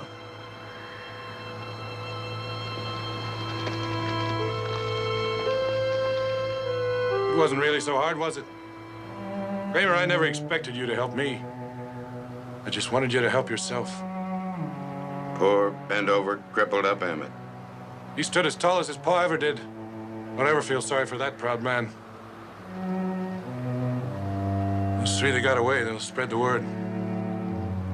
High Times won't have any more Monty Wests. Well, I'd better be going.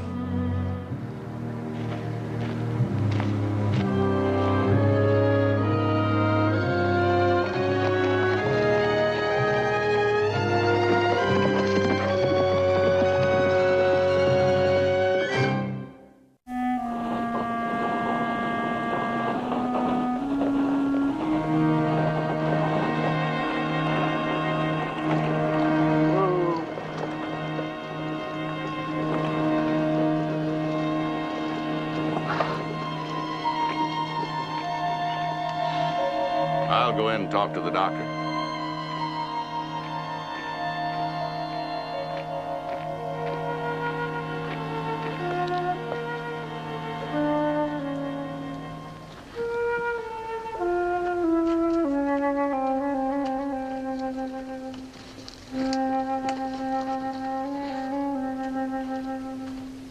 Eddie, you stay here. Mr. Wester will keep an eye on you. Sure thing.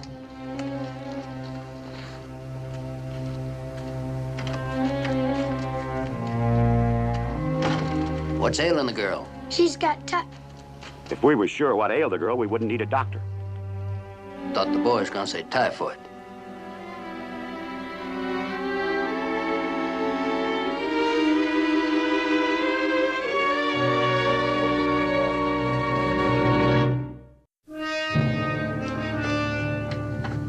Have you been able to reduce this fever at all? At first, when I'd bathe her, But the last 2 days hasn't helped. Can you help her, Doctor? She's in a critical stage. If we can break the fever... Your only child? No, I have a boy, 10. He's out in the wagon. You want me to get him, Doctor? Is he feverish? No. There's no point in my seeing him. All right now, dear. Open your mouth.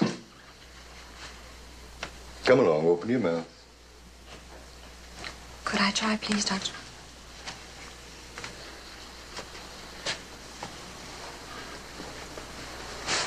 Jenny, dear.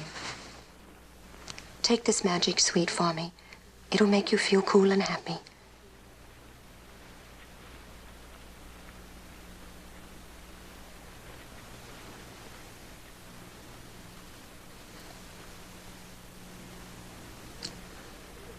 Mr. Hale tells me you've had a great deal of experience with typhoid, Miss Duggan. Too much. It might be well for us to examine you. Me? But I'm not sick. Well, you were with Mr. and Mrs. Clinton all those weeks, Annie. Maybe the typhoid affected you in a way we couldn't know. But I'm not feverish. Annie, will you do it for me? If that's what you want, Dan. Perhaps you'd like to make the little one comfortable first. Where are you staying in town? Well, we hadn't thought that far ahead. I suppose we could stay at the hotel. Excuse me.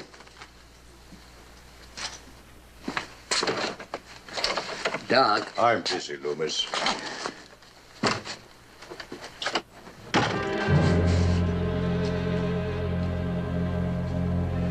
You hear that? Little girl's got the typhoid.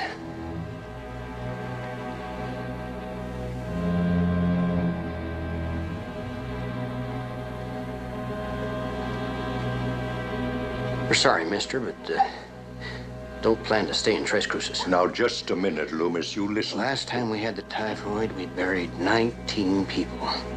We don't want that again. This little girl's fighting for her life. She needs all the odds we can give her.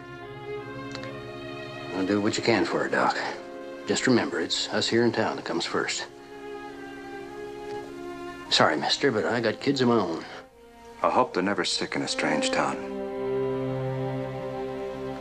We'll be watching to see that they leave town.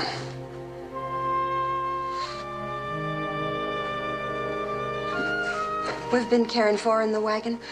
There's no reason we can't go on doing the same. I'd like for her to be close by these next 24 hours. Well, we could make camp in that little grove we passed, just about a half-mile east of town. There's another possibility. Well, we don't want to put you on the wrong side of your own people, Doctor. It wouldn't be the first time.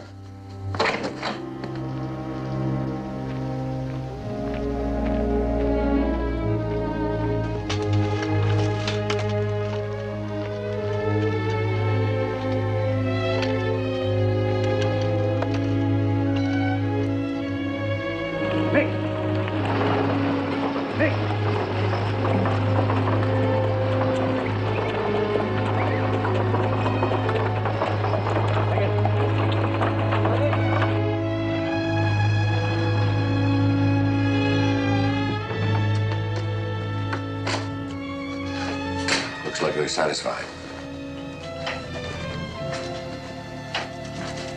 Bring her in here.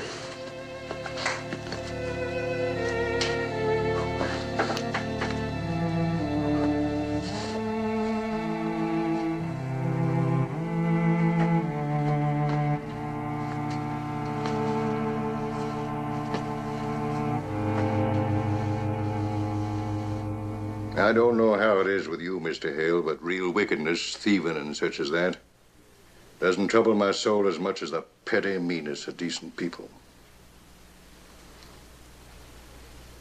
Well, Miss Duggan, did we get along with that examination? I'll stay with Jenny. All right. This is a pure waste of your time, Doctor. You won't be afraid to stay here while I'm gone in town, will you? There's nothing to be afraid of with Mr. Wooster. Of course not. Dad, Won't those men know you played a trick on them if they see you going back to the doctor's office? Well, I don't mean to let them see me, Eddie. Charlie, you take good care of them. Don't you worry about a thing. We'll let you know how Jenny's making out.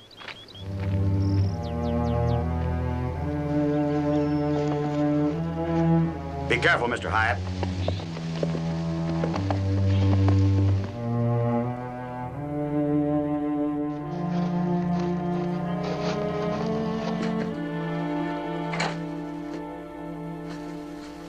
You were right. Did you tell her? I will if you want me to. I thought it might be easier coming from someone she knew. What hope can I give her? I'm sure Dr. Baldwin knows more about me now than I do myself. How's Jenny? The angel's still breathing heavy. Has she cried out at all? No, she's been very quiet. I don't know why we came this long way. This doctor does no more for her than we could if we never left the train. Annie, I thought it was important that we see a doctor, not only for Jenny, but for you. Why are you so worried for me? The doctor found nothing at all wrong with me, did he?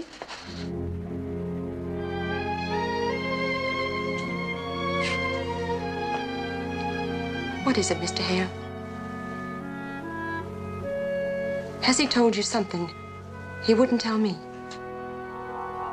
Before me stood a defenseless girl, a fawn, waiting to be struck down by my hand. Annie Duggan, whom I had come to know and love. Now, when you're all through talking in circles, I'd like to tell you a few things. You can't blame us for being concerned, Mr. Hale. Well, concern is one thing, Mrs. Leeds, and panic is another. Now, I'm not a doctor, but all indications are that Mr. and Mrs. Clinton do have the typhoid fever. How did they get it? I mean, it's not like we were in a dirty town or on a crowded ship. It's in the air, the fever. There was a doctor in Boston. He said it came from filth. There's no one cleaner than Laura Clinton, unless it'd be Annie Duggan. Well, where the fever came from, we can't tell. But we want to do everything we can to help the Clintons get over it and to keep it from spreading. Well, who's going to take care of them?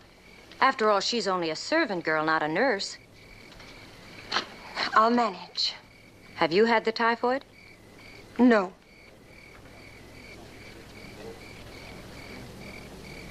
Well, who'll look after you when you get it? Annie won't lack for someone to look after. Aren't you going a little fast, Miss Leeds? Well, it seems to me this is the proper time to ask questions before an epidemic starts. What would you suggest? That the Clinton wagon be completely separated from the rest of the train. Leave them out here to die.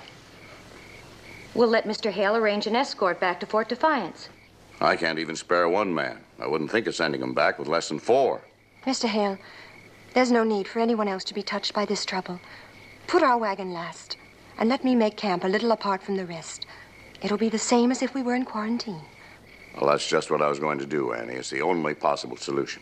And what if she gets the fever? We'll meet that problem when we come to it. But in the meantime, you can all help yourselves and help each other by being particularly careful about the water you drink and the food you eat. Now, if you get sick, we want to know about it so we can help you. But don't make yourselves sick by thinking about it. That's all. Miss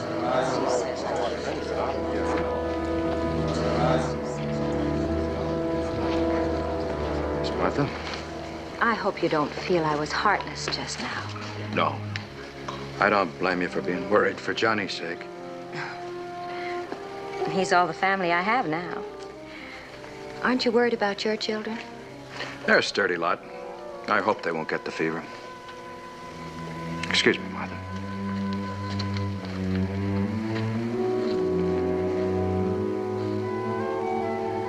Let's go, Ma.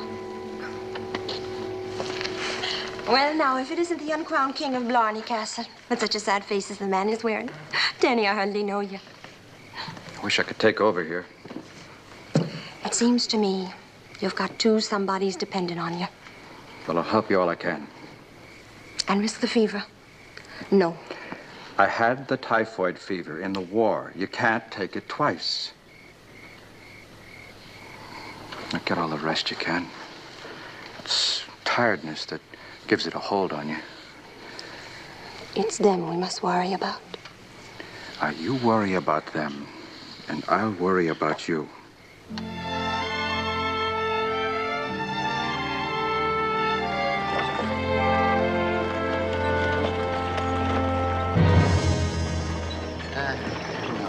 No, Laura, no, it's the only thing to do. How's the sun so hot?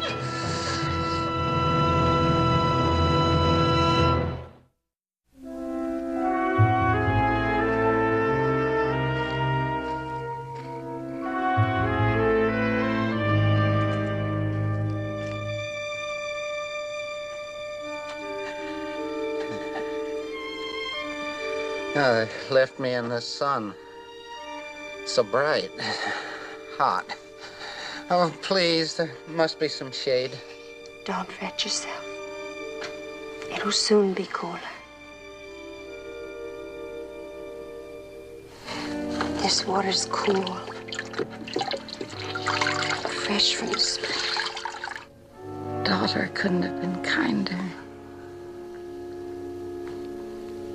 Jarvis and I have done so little to deserve your kindness. You took me into your home. And me so dumb I came down the stairs backwards, being used to only a ladder at home. We were so lost in our own troubles that we didn't give any thought to you or anybody else. But they'll soon be over. Sure. You're going to do fine in California. I spoke to Mr. Hale. He knows that you're to have everything that's ours. Please. It's not much. When I think of all that Papa left me. It's dwindled to a flapping canvas wagon. Yesterday's clothes and a few dollars in a sugar canister.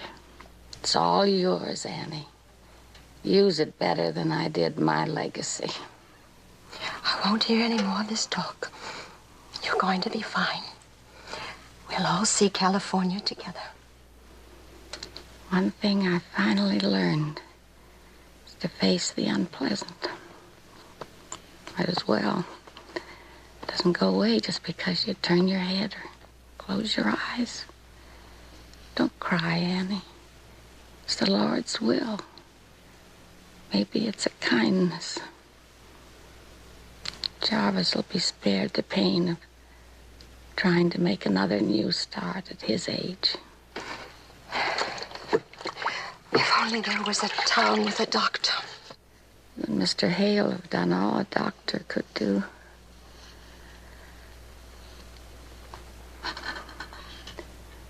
That song, that hush song. Sing it for me again, Annie, please. Oh, hush-a-bye, my darling shorning. Shush-a-bye, my darling shorning. Through the night until the morning, angels will watch shorning. Shorning, show low. I love you so. Shorning, show low. I love you so.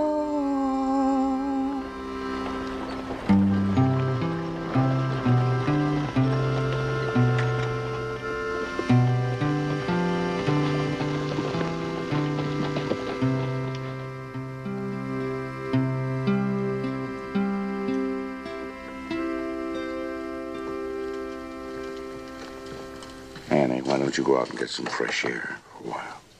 I'll be here if they need anything. Well, Go on now, that's an order. I'll be back to bathe. You give some thought to yourself for a change.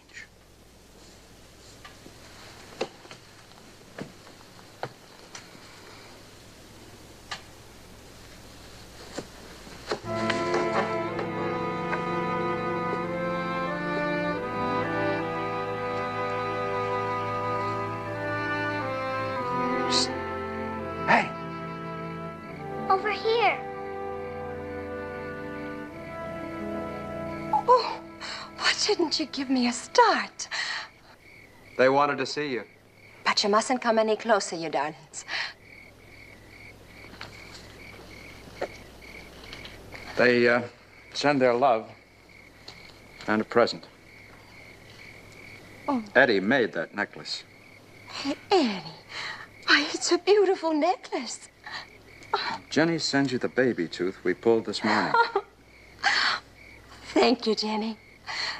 Now it's off to bed with both of you. And you should have been under the covers an hour ago. Good night.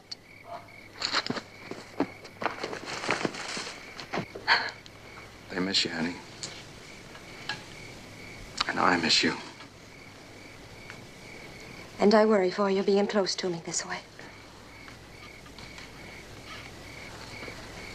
How are the Clintons?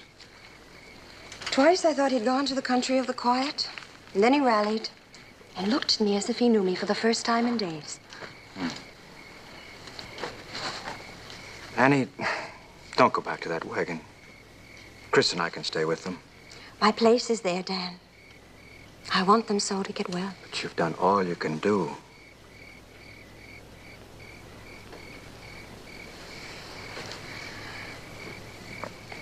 Sometimes it comes over me. I carry only grief to those I'm close to. Oh, Annie. It's like some poor body's put a curse on me. Now, stop it. You're just tired, sick at heart. No.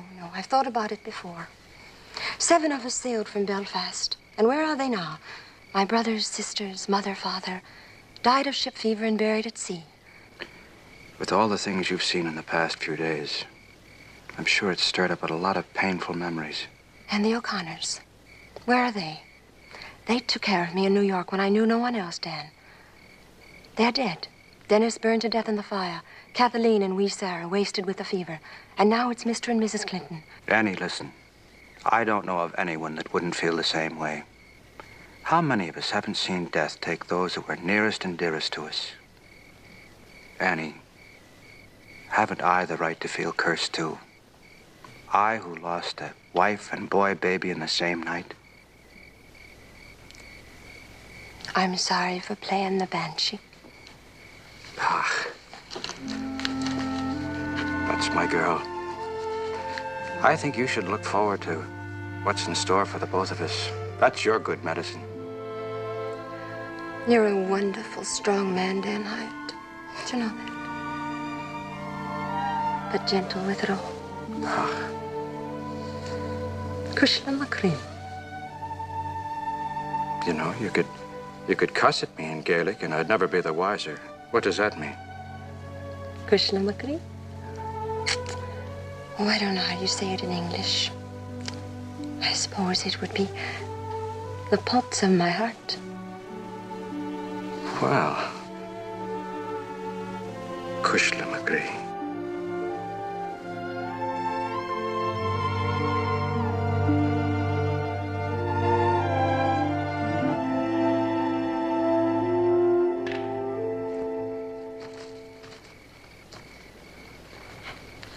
Annie, What is it, Duke? you'd better come back to the Clinton wagon right away.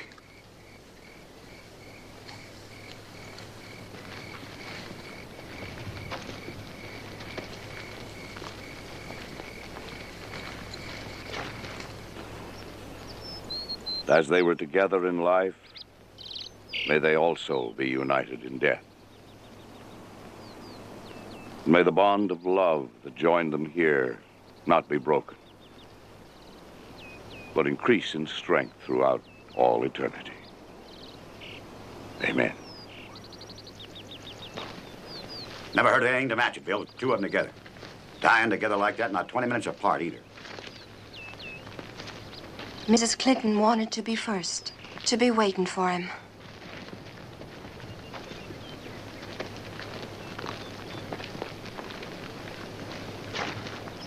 Well, I guess we'd better get back to the train. What about the Clinton wagon, Chris? It and everything in it belongs to Annie. Oh, no, handling it alone is too much for her. Well, we'll make other arrangements. No, I need the wagon Why? for keeping to myself in quarantine. What are you talking about? The Typhoid's gone. Buried with the Clintons. We won't know that for a while. Annie's right. To be on the safe side, she should stay to herself for at least 2 weeks. 2 weeks? Well, she's been nursing the Clintons for almost 3. Now, if she were coming down with typhoid, it would have happened by now. We don't want to take any chances, Dan. 2 weeks? What's 2 weeks in a lifetime? I'd wait 2 months or 2 years before I'd risk giving the fever to anyone else. It's not often you find a woman as wise as she is winsome, Dan. And when did you kiss the blarney, Mr. Hale? Don't look so down in the mouth, Dan Hyatt. 2 weeks will pass in no time at all. All right, Annie. But when they have passed, I won't let flood, famine, or pestilence separate us again.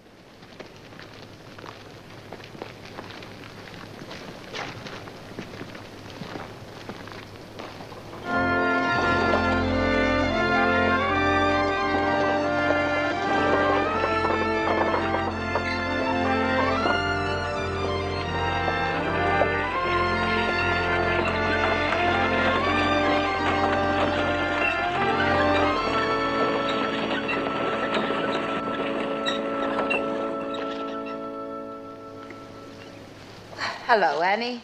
Oh, hello, Mrs. Trumbull. How are you feeling? Oh, fine. A bit lonely. Thank goodness the 2 weeks will soon be over. We've all missed you, Annie. That's kind of you to say it. Well, it's the plain truth. Mr. Trumbull was saying last night, you know, the heart's gone out of this bunch since Annie's not singing and dancing among us. Well, you tell Mr. Trumbull he'll soon be looking for an excuse to be rid of me. There's no fear of that. You take care of yourself now. You do the same. Hello, Martha. Hello, Kathy. Oh, I'll be finished in a second. You always do the right thing, don't you? I lay no claim to that. Most women, if they'd spent weeks nursing the Clintons, would have rushed back into things without any thought for anyone but themselves. But not you. And I wouldn't want anyone to be taken with the fever through my fault. Mr. Hale tells me this isn't your first experience with typhoid, that you've escaped it before. I pray that my good luck holds. Perhaps it's more than luck. What else could it be? Yes. What else?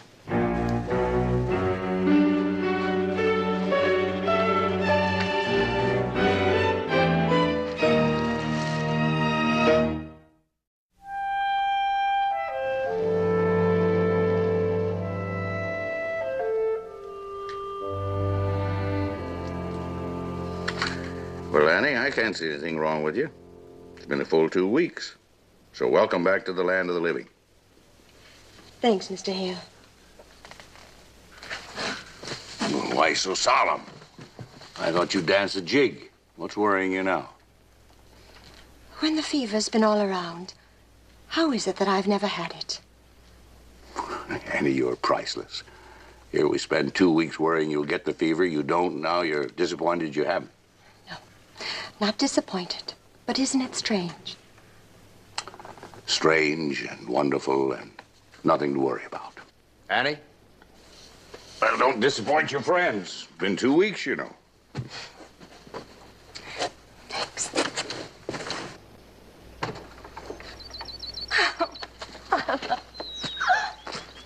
Annie, you're all right then? Mr. Hale said if I was any healthy, I'd be sick with it. We missed you, Annie. It's been lonely without you. If you have been lonely, think of me. Nobody tells stories like you do.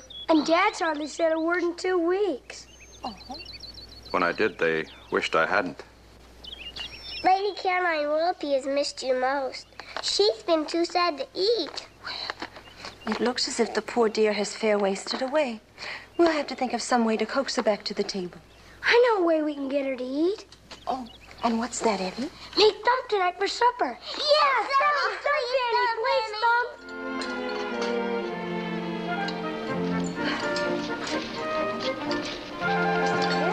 Thank you.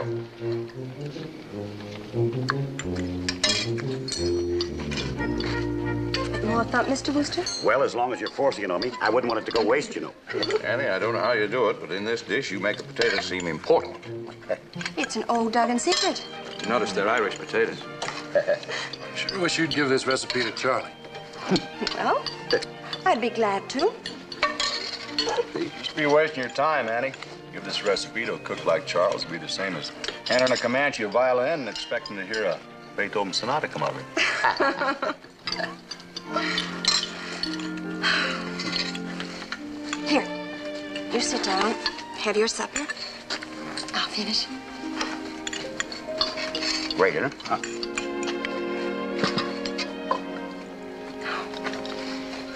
Mrs. Trumbull? Oh, not another bite. Having you back and seeing everybody so happy is better than food. Oh, Johnny, I was wondering wherever you were. His mother didn't want him to come. Oh, and why was that? I don't know. Is all the thump gone? No, I've saved you some, but I don't know if you should be here against your mother's wishes. It'll be all right. You going to tell a story? Of course she is. More than one.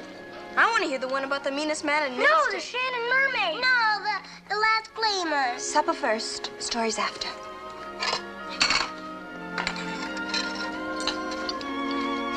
Here.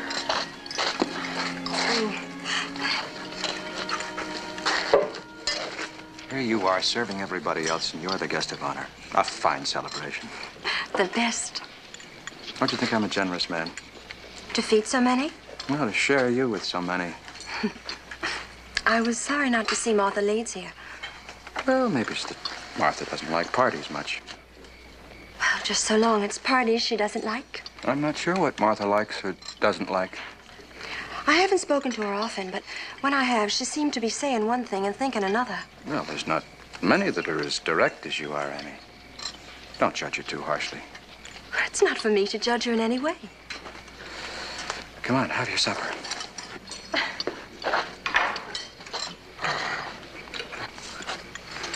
After a meal like that, a man needs to hike a few miles and walk it off. Why walk when you can dance? Come on, Annie, let's dance. Oh, Charlie, the dishes. They'll wait, they'll wait. Come on. Everybody dance, folks. Okay, Bobby, how about a little music? Get it off.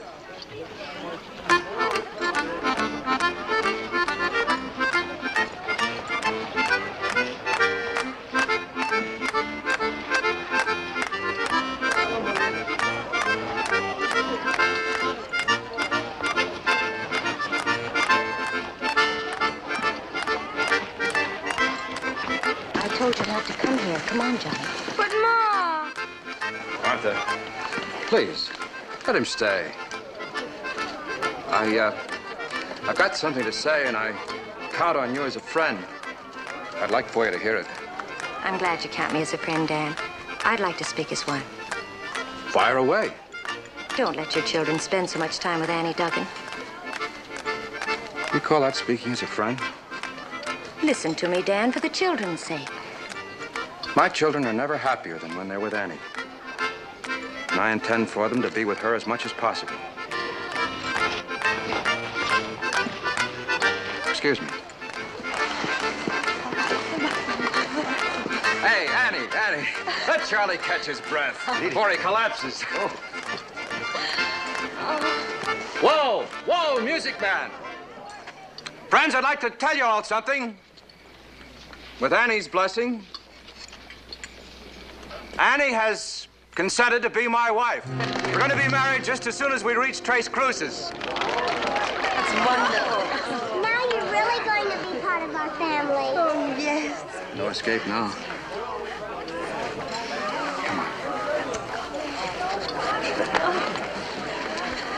Well, you two lucky people deserve all the happiness you give each other. Thank you, Chris. Thank you, Mr. Hale.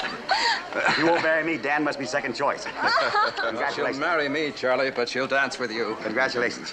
Congratulations, Dan. Thank you. Dan? Thanks.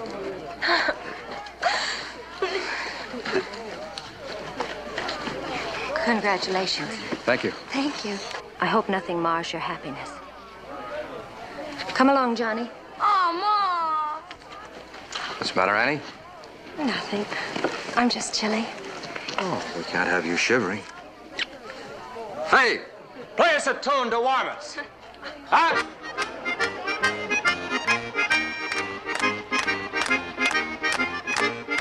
There now. You're nice and snug. When you're married to Paul, will you make Thump every day? Well, maybe not every day. Every day except Thursday? That sounds reasonable enough. And twice on my birthday. And twice on your birthday. Annie, you won't change when you're married, will you? Only for the better. We like you just the way you are. We'll be the only kids on the train with a mother who's a friend, too. Good night, Eddie. Here now. Why aren't you asleep? I go to sleep, but Lady Caroline keeps waking me up. Oh, I see. Well, maybe we'll have to find Lady Caroline another bed. Oh, no. I thought if you'd sing to her, she might go to sleep. All right. I'll sing to her if you close your eyes and try not to listen. Oh, hush-a-bye, my darling shoreen. Shush-a-bye, my darling shoreen. Through the night until the morning, angels will watch your knee. Shoreen, show low, I love you so. Shoreen, show low, I love you so.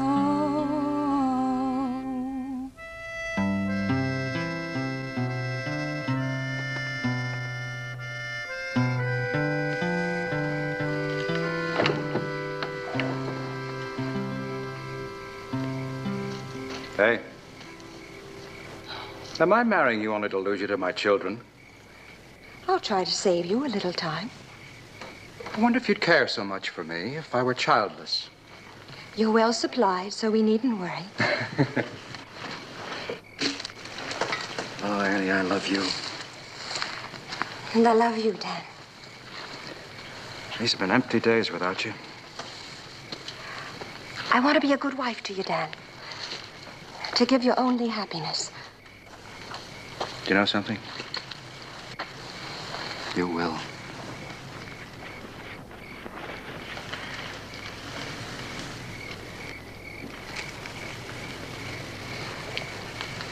Annie, I haven't spoken to you about my first wife.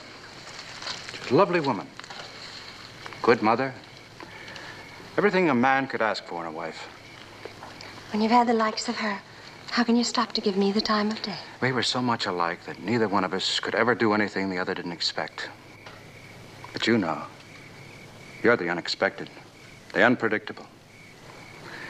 I found you late. Maybe that's why I treasure you so. When I was a little tyke, younger than Jenny, I asked an old woman who was a neighbor to us, how could I be certain to find and keep my true love? She gave me a charm to say. Oh, so it's black magic you've been using on me. Every day she told me to say it 3 times over. You for me, and I for thee, and for none else. Your face to mine, and your head turned from all others. Let's see now. You for me. And I for thee. And for none else.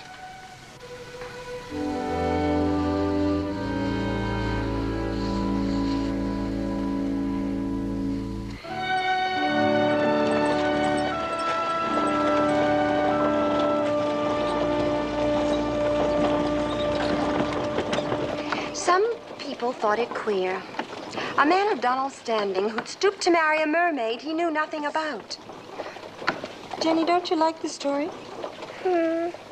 Don't you feel well? I'm just tired. What's the matter?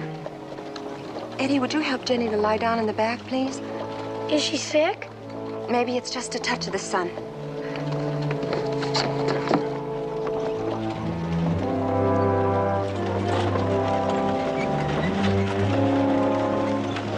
Lady Caroline. Lady Caroline. They've stolen my baby. My baby. Lady Caroline's here. Lady Caroline's here.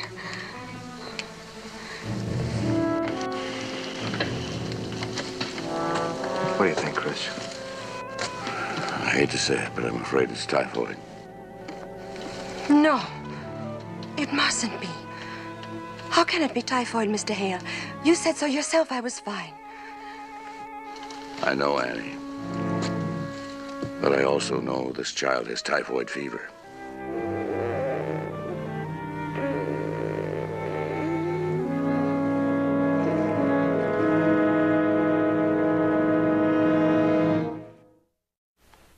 There'll be no burning of any wagons. You're an intelligent woman, Mrs. Leeds. Do you think putting the torch to the Clinton wagon is the answer for us? We listened to you, Mr. Hale, when the Clintons first took the fever. They died. But that wasn't the end. Now Dan Hyatt's child has it.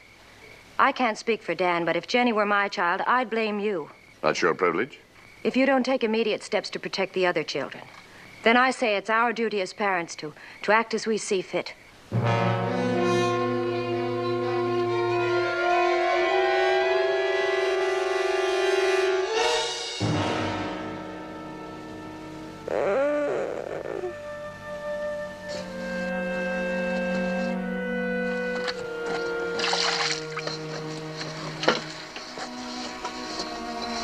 The fever's raging.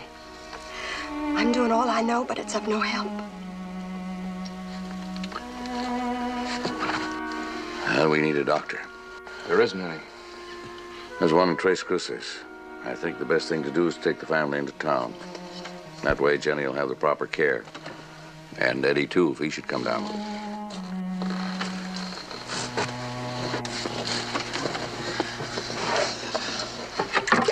It'll make things easier here, too, won't it? Be the best all around. Of course, you'll come with us, too, Annie. Whatever you think is best.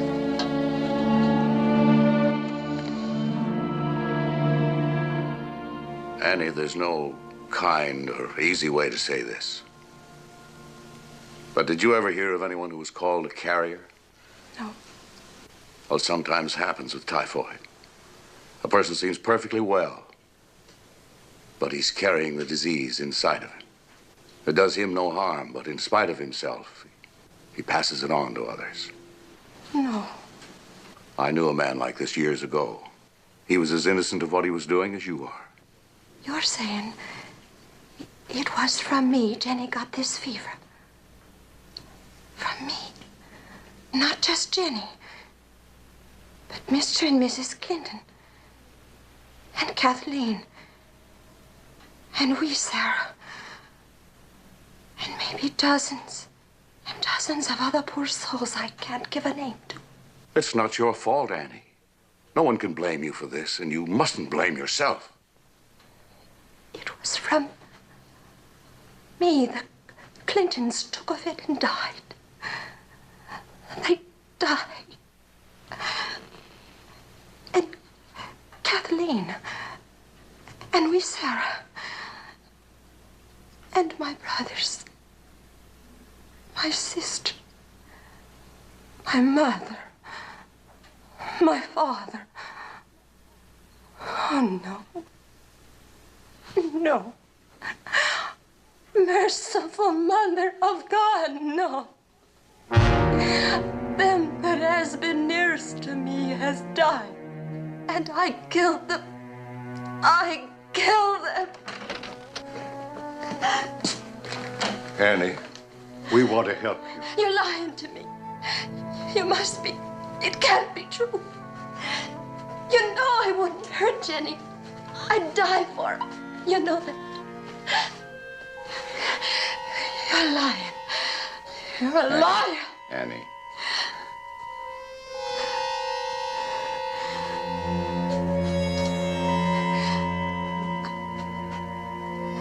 I mustn't touch her. It was my touching her and loving her that's done this to her. I mustn't be near her. I mustn't be near anyone. I mustn't be near anyone. I mustn't be... Annie. Annie?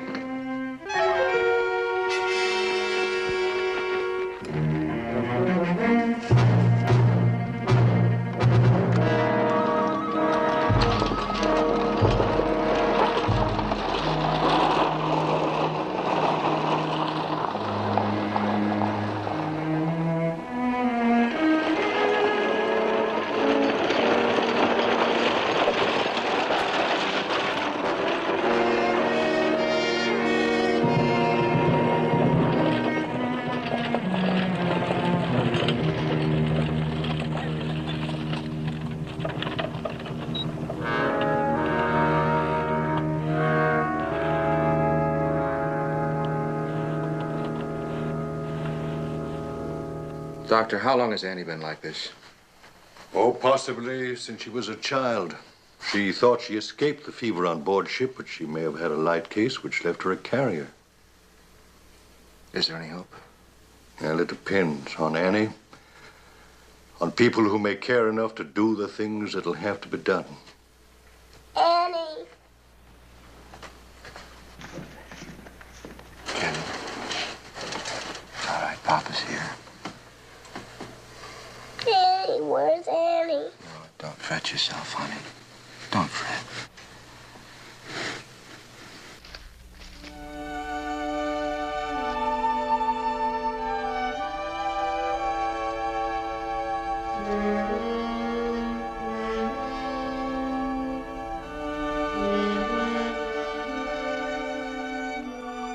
I know there's a reason in this. It must be you're punishing me for my sinfulness. Why else should everyone I reach out to with love be touched with pain and death? I don't ask that you lift this awful curse for me, but the little child, dear Jenny.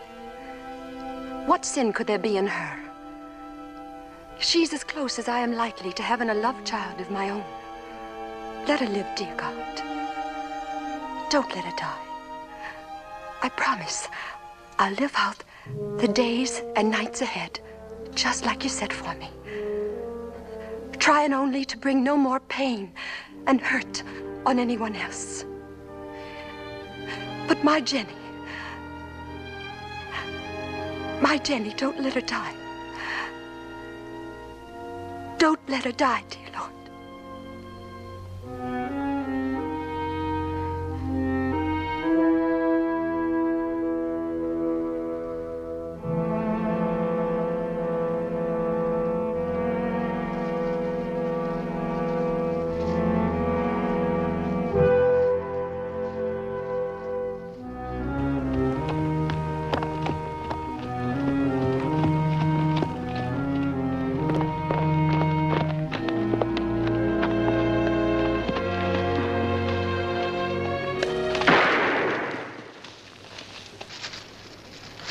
Oh, Mr. Hale, how is Jenny? Well, the doctor says the worst is over with. I expected you back, Annie. I promised if Jenny could live, I'd go away. I thought it was best for everybody. Well, one of the wonderful things about human beings, Annie, is their adaptability. With the help of those who care, if we have to, we can learn to live without arms, without legs, without eyes. It's a different kind of life, but it's still life. But don't you see, with me it's different. The hurt is to others. You can still learn to live with it, Annie, if you try.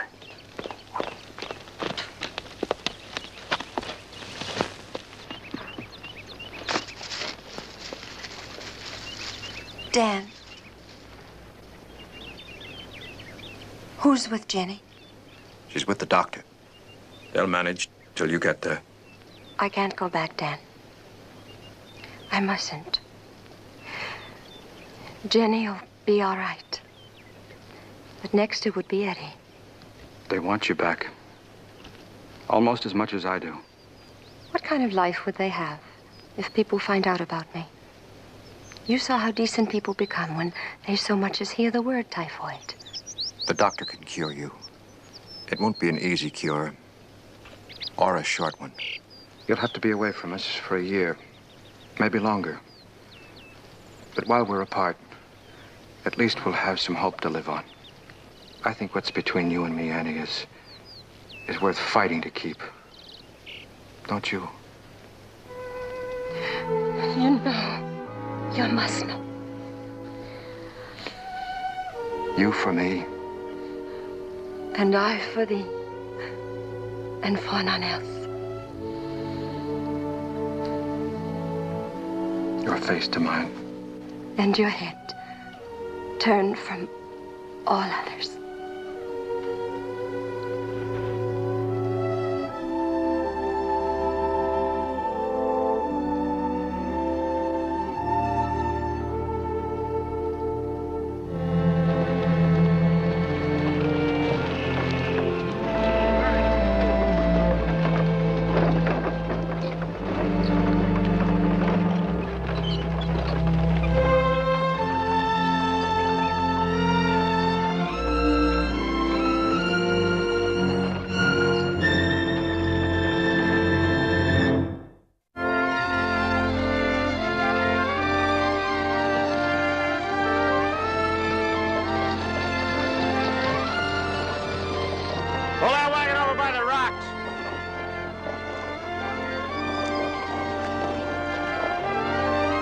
Looks like the storm will miss us by a couple of miles. Ah, the wind's changed. Of course, that doesn't mean anything out here. At least around this side of the river, and a quick rise won't hurt us any. Chris was playing it safe. That coffee will go good. Where's Charlie? Well, he was going to bring a supply wagon over. Last one to cross. Hey, that's his team now. Water. Never had a bath till I was 23. Hey, chicks, take these old mares. Whoa. Charlie, where's your wagon? Out there in the river in 10 feet of silt. How come? It was dark and I hit a snag and the wagon turned over. That's how come. Sure was humiliating, too. What, the accident? No, the way Mr. Chris jumped around screaming out, "Save the iron! Save the iron!" I was lucky to save that old team in my own skin. That's what happened. Right balled me out right in front of all the wagon train people, too. Well, he's probably upset because you lost all the iron. He's upset. You're looking at the most upsetest man you ever saw in your life. I'm resigning from this outfit. Well, Charles, that's an omen. Omen? Never resign during a storm. All right.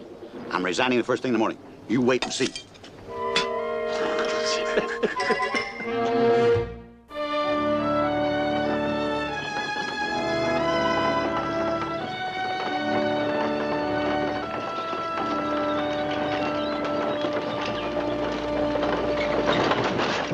Save the horseshoe iron, he yells. Darned old fool, he calls me. Right in front of all the wagon train people. What kind of a reputation do you think I'll have with those folks now? Same as always, Charlie. Why didn't he yell at them old mares? They stumbled over the snag, not me. Or why didn't he ride ahead and warn us about that snag? Lousy driver, he calls me. Who? Kibus. Yeah, that's a very important Indian sign, warning travelers there's going to be bad medicine up ahead. Don't tell me you believe that stuff, Charlie. Well, the last time I saw one, I got my head split wide open, laid me up for 3 weeks. You mark my word, we're going to have trouble up ahead. In Comfort, that little one-horse town? I don't know where we're going to find it. That thing is a warning, not a map. But I'll warn you right now that I'm going to have a liquid dinner tonight. You can bet your life on that. Ronnie, get out of here.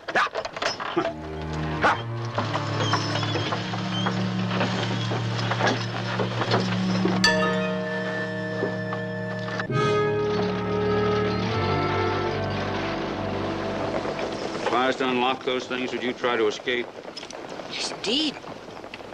Would you shoot me if I did, Heber? Darned if I know. In the leg, maybe. You put a bullet in this? Quit getting fancy with me, Lily. I'm past 60. Hanging women. Never heard of it but once before in my whole life. California during the gold rush. Gal stuck a bowie knife into her boyfriend. Never did come out why you shot that fancy Dan. Oh, he wore the loudest neckties. He used to deafen me. Just had to have a little peace and quiet. Superstition's what keeps folks ignorant and scared. Black cat, for Pete's sake. The only way they're more dangerous than a white one is that you can stumble over them in the dark and maybe break a leg or something. I got no difference about cats, black, white, or pink with green polka dots. Or walking under a ladder. Sure, it's dangerous. A guy on top of it could fall on you and conk you on the head. Well, that's bad luck, ain't it? No. Fall probably hurt him more than would you. You and those 3 stones in that dead horse's skull. Grief's coming, you say. I bet you'd like it if we turned around and went back to the train. Right now? Well, what are you going to tell Bill when we come back empty-handed? Look, Bill, no iron, I guess. Heber, let me go. He hit me. He liked to hit girls. He was dirt, Heber. He was going to kill me. I had every right to protect myself. You told all that to the judge.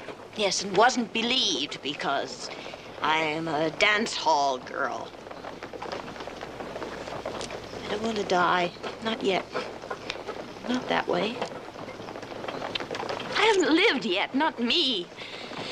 Once there was a painted cat named Lily Hobbs. She changed it to Lily Legend. A bad girl, they said. But she wasn't me, Heber. You could say I grabbed your gun and took the keys. Lily, they'd catch you in a couple of days. Give me those days, Heber. Can't. Got a job to do. Swore on the holy book I'd do it. Don't ask me to double-cross the Lord.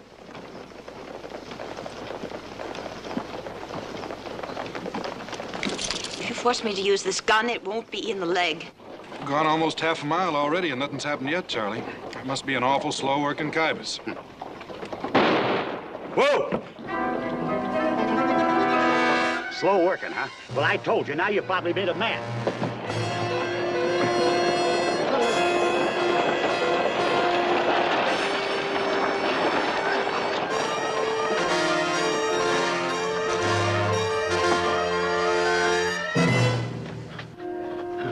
Shoot you? Just a warning shot. She wanted my keys. Spooked the horses and spooked the breath out of me and got a bum ticker. Lily, come here, girl.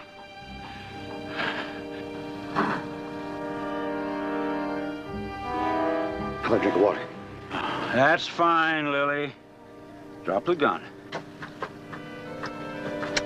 Her name's Lily Legend. At least that's what she calls herself. She done murder. Judge sentenced her to be hung. Hung. And she's a woman. Where are you boys headed for? Hey, a little town called Comfort to get some horseshoe iron. Well, that's the county seat. That's where I'm taking her. They got a gallows there. Hanging's a big holiday in Comfort.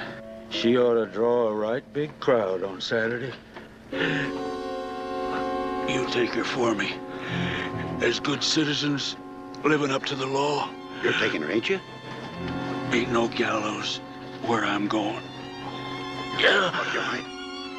Duke? Lily? Lily? Make a date with Sheriff Heber.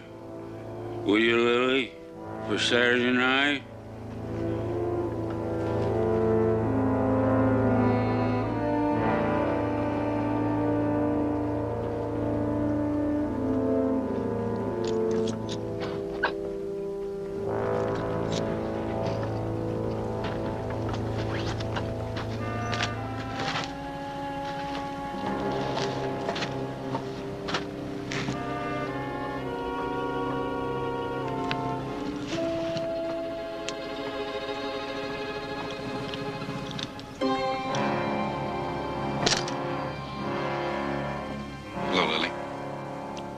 Hello, Duke.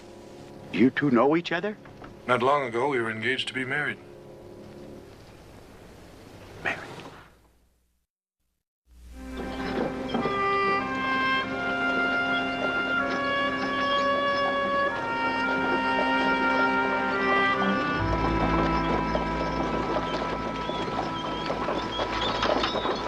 Bracelets, women love them, I hear. Babies cry for them even more than pink lemonade. Me, I don't go for bracelets. Wearing them for the past few weeks kind of cured me of the craving of them. I go in for necklaces myself. Oops, clean forgot I'm due to get one pretty soon. Had a good sleep. Nothing like a good sleep to make a girl feel sleepy. Oh, take it easy, boys. Not for a few days yet, maybe longer. What's not? My funeral? You both look as if you're going to it right this minute.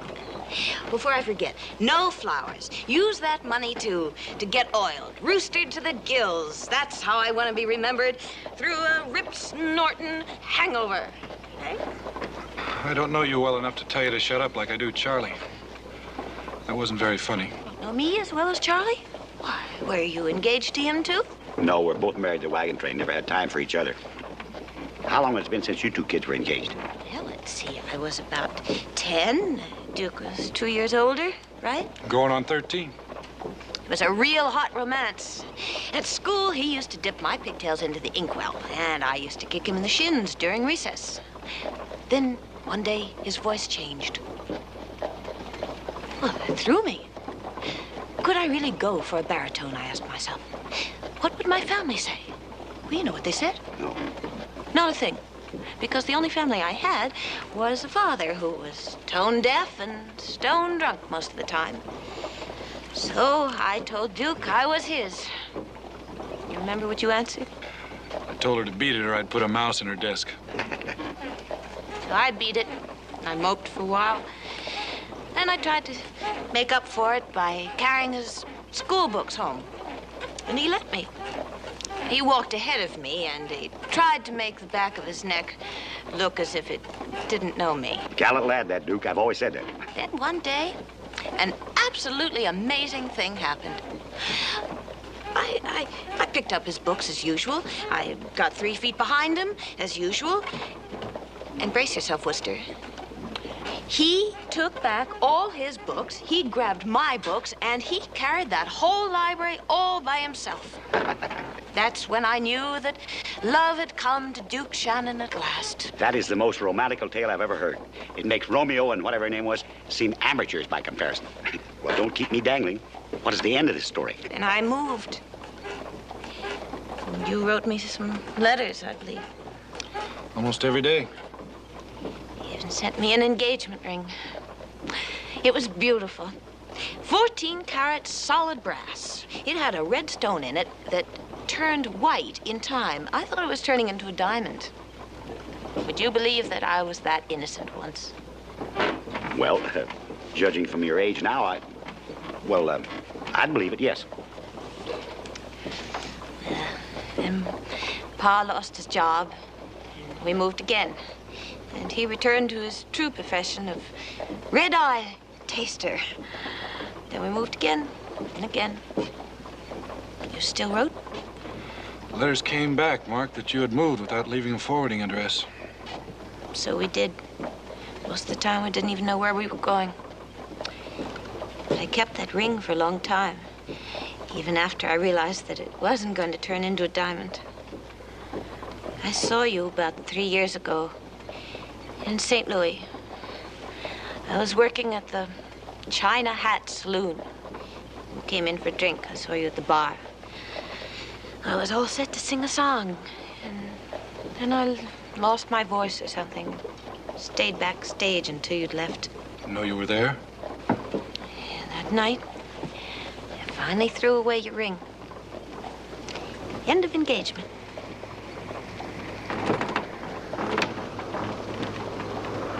Hey, that dust devil, that means the wind's coming up. Lily, you better get in the back and cover yourself up with that tarpaulin.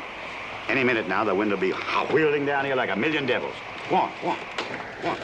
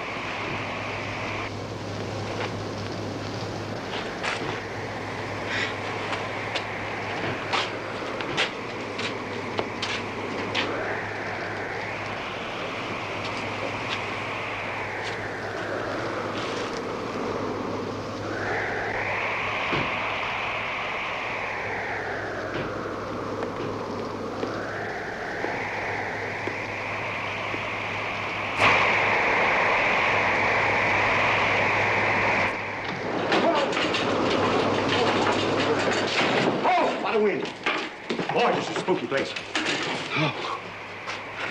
Look, I brought this bacon from the wagon. That's for breakfast. Now, if I can find something around here that lays eggs, we'll have a feast. Oh, I brought the candles, too, Duke.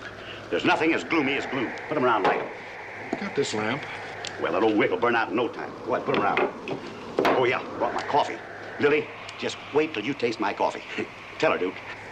I don't use that kind of language. Well, you will time you get a fire going in that Mexican spit there. Go ahead and light it up, and I'll fix us a feast. You wait and see.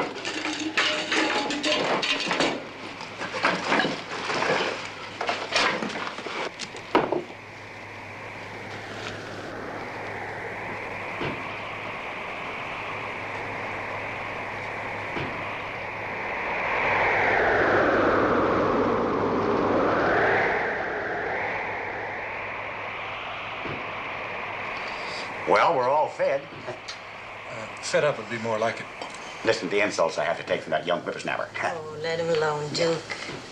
That was a good meal. It's one of the best I ever had, truly. Thank you. A piece of the roof must have torn loose.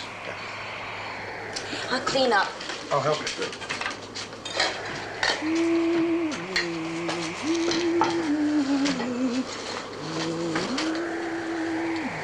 Miss Lily, if you can sing half as well as you hum, you must have a voice like a hummingbird. I never took a lesson in my life, and I sound like it. Why don't you let us be the judge? That song you told us about, the one you were going to sing in St. Louis that night? Yeah. Let's hear it now. And if it upsets your stomachs, remember, you asked for it. To get into the proper mood, I'll need footlights. Will you help me, Duke? Sure. Put them around here. There, right. Up there. You two sit there in the parterre boxes. You know, my part there feels like it needs a little hosting. Oh, I need something that, like a baby, because this is a lullaby. Hey, that gives me an idea, though. You know them sacks. Give me that piece of cord, too. All right. Show you right quick. What's that? Skinny arms there. Charlie's eldest son. You'll notice the resemblance, especially the knotty head. I'll head you. It's a beautiful baby.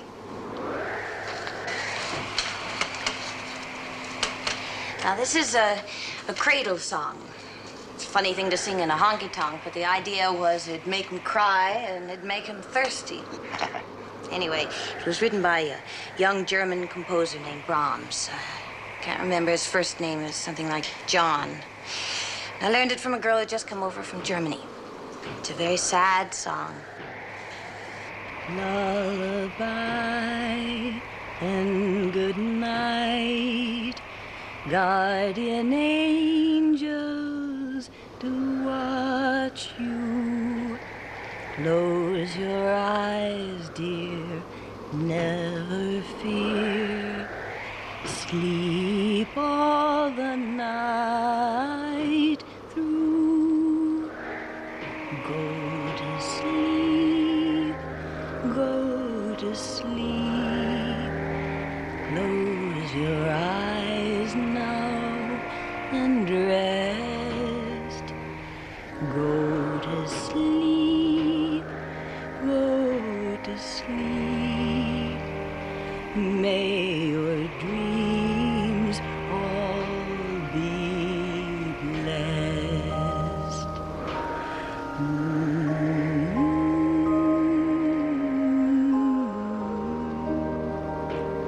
Close your eyes now and rest.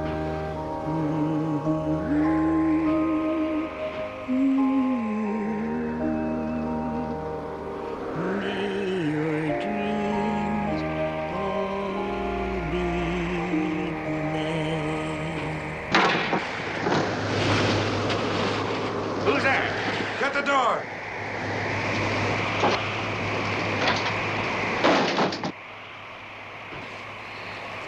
My name is Fitch. I'm a doctor of medicine. I have an office in Comfort just north of here. That young man is my assistant. He's reading medicine with me. And this is or was rather, a patient of ours with a bad heart condition. We were taking him to my offices. I have a little wing I use as a hospital. Then we ran into this dreadful storm. The strain was too much for his heart. Coronary occlusion, I would say, offhand. Well, thank you for giving us shelter. I assume you're going to let us stay for a while? Sure you can stay. That's why we dropped in and get out of the weather, you know. Thank you. A haven. A place of rest. Oh, now, as to my patient, he doesn't require shelter, strictly speaking. But in the name of simple humanity, we cannot leave him out in the tempest. Is there a place where... Oh, sure. Right in the back here, we have a little lean-to. Come on, bring it this way, please. Right here.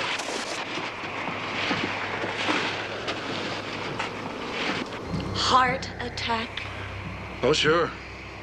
A heart, when it's attacked by a bullet, could have a, what do you call it? A coronary occlusion.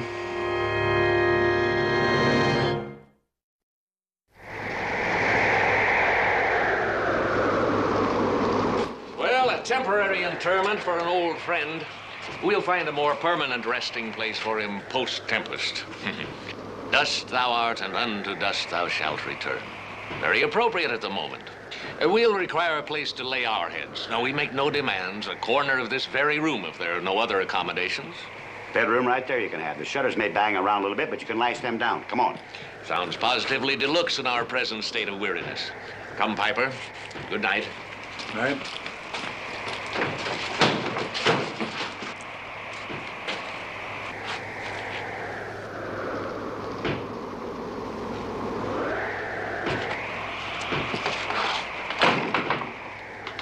Lily, there's a bedroom there for you. Got most of a bed in it. Myself, I'm going to flop in there someplace. What am I going to do with you, Duke? I'm going to stay right here. Yeah? You know, maybe that's not a bad idea. Those two strangers, kind of funny fellas, especially that doctor. He never took his hand off that satchel, even when he was laying the body down. Yeah, I saw the blood, and I'm no doctor either. But that looks like a .45 caliber heart attack to me, and they're usually fatal. You think one of them killed him? Why else would they bring the body back with them? There's no point in trying to figure it out tonight. I'm turning in, and I think you should do the same thing, Lily. Good night. Night.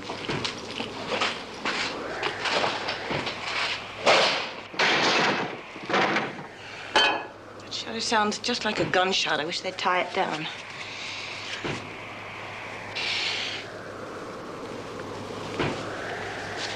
Well, nighty-night.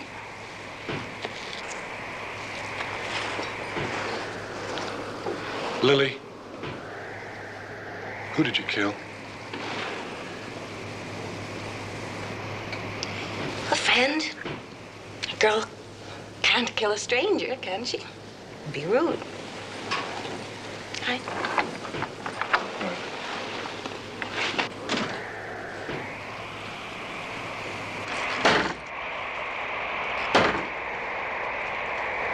Tie back that shutter, Piper.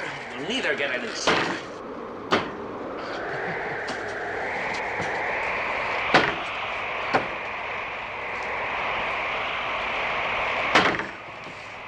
It was your idea of bringing Hondo back with us, wasn't it, Doc, huh?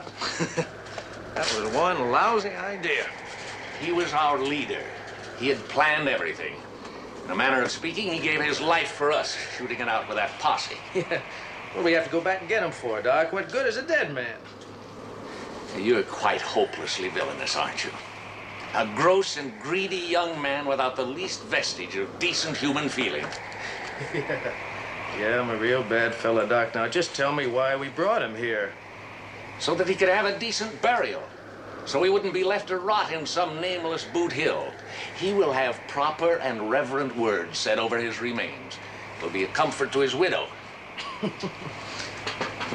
Doc, that is real touching. Yes, it is. If I had a clean handkerchief, I think I'd do a little crying, Doc. You got a clean hanky in there? You leave that alone.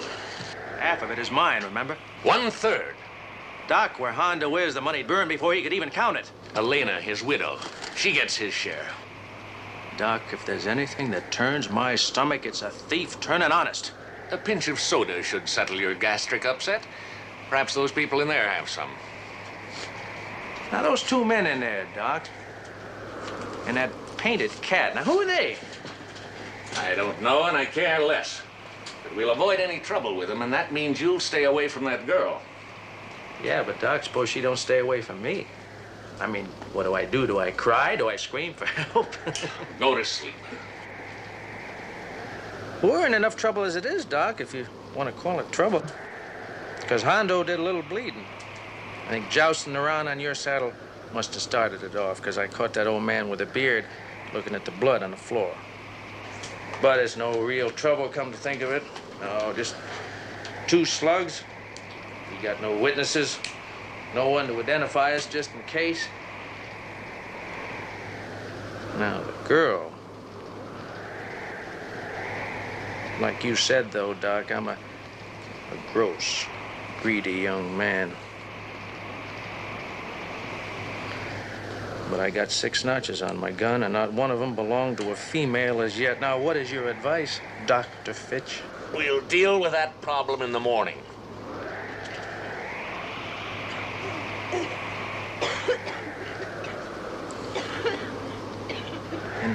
In the morning?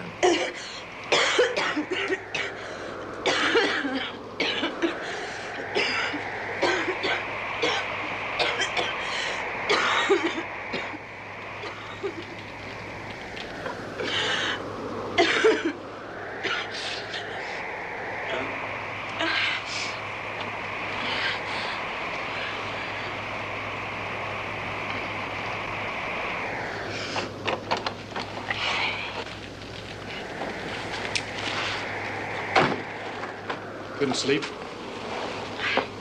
Doubt if a dead man could sleep on a night like this. Funny if we... By tomorrow, we have all been blown clear to Utah. Why not make it Arizona? It's there. Sunshine, no rain or fog, clear air. Heals conditions like yours. What is my condition? Consumption. I've seen it on the train. Eyes too bright, cheeks a little too red. Night fever and that cough. It's getting to be a skeptical age. No one believes in croup anymore.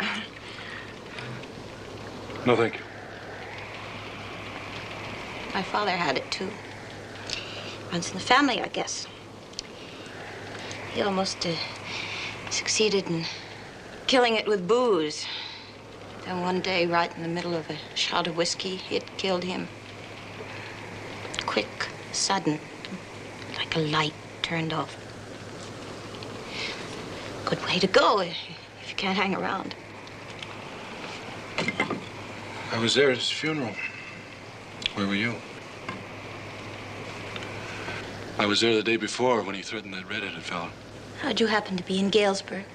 Went there looking for you. Couldn't find anything out from the neighbors, but there was a bartender there that was a pal of your father's. They all were. They liked him, truly.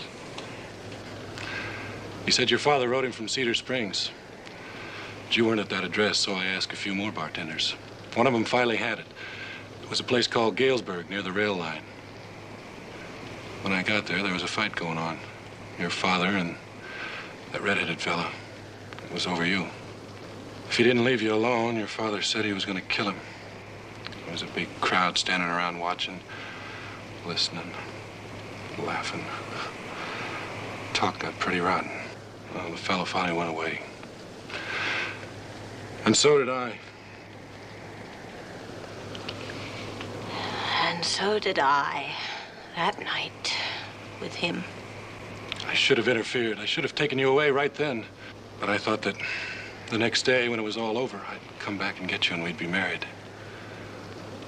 If I had, your life would have been very different.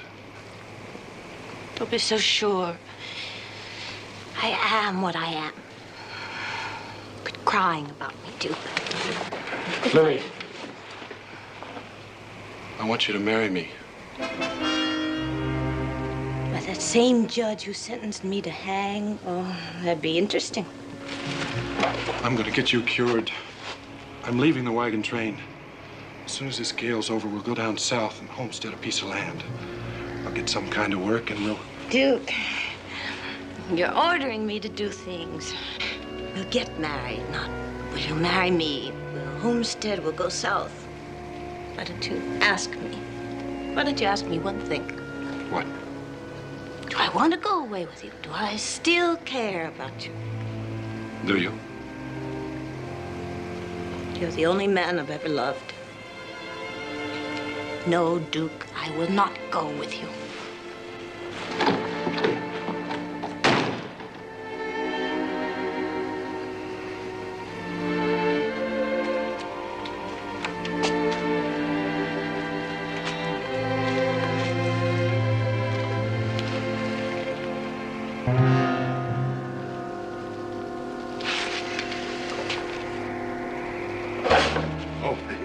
I was just going to warm up the coffee. Would you like some? Gotta get some. That's just grounds in there. Say, that's a pretty intelligent girl, recognizing that move to Arizona to be local. You can give my resignation to Chris. Bill can do the scout until you find someone else. Homesteading in a tent, I suppose. Oh, I'll get work when I get there, you said. In the Arizona Territory? Doing what? Making airheads for the Apaches? They pay off in wampum, you know. Lily can wear it around her neck. Don't make out. I'm going to see that she gets well. I owe her that much. All right. What are you going to eat on the desert? Of course, I've been told them Pima Indians eat dogs. Of course, I can't argue with you because I've never eaten any dogs. Will you listen to me? No. You listen to me. In the first place, she ain't going with you. She said she loves me. She'll go. All right, then how about your duty to the train? My duty's to her. Oh, hogwash. Wasting your young self on a... On a what? On a murderous, consumptive hussy. Charlie. Charlie. Charlie, I don't know what got into me. I didn't mean it, Charlie. Honest, Charlie, I didn't mean it.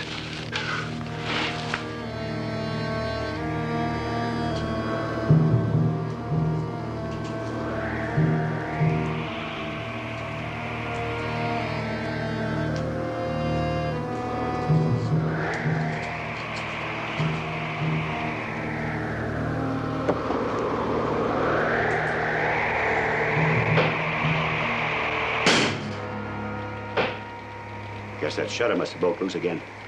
Suppose they'll get up and tie it up when it wakes them up. Charlie, what can I say? Well, you might say you don't want any coffee because I never got a chance to make it. Love, women, complications. What's an old buzzard like me know what goes on in a young man's heart? I really should apologize to you for butting in the way I tried to.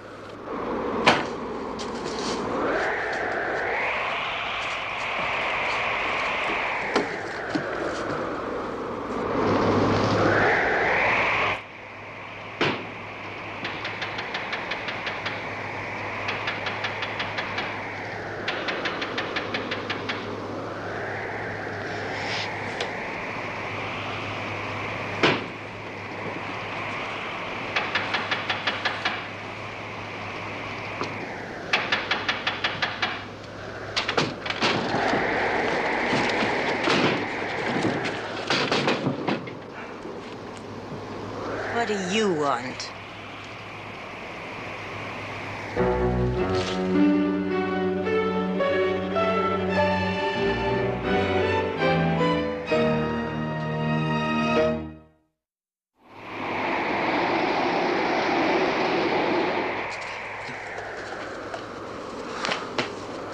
Real rough night out. Is that why you wanted in? To talk about the weather? In a way. Thought maybe you'd like to help me spend this. How'd you get all that money? From a bank.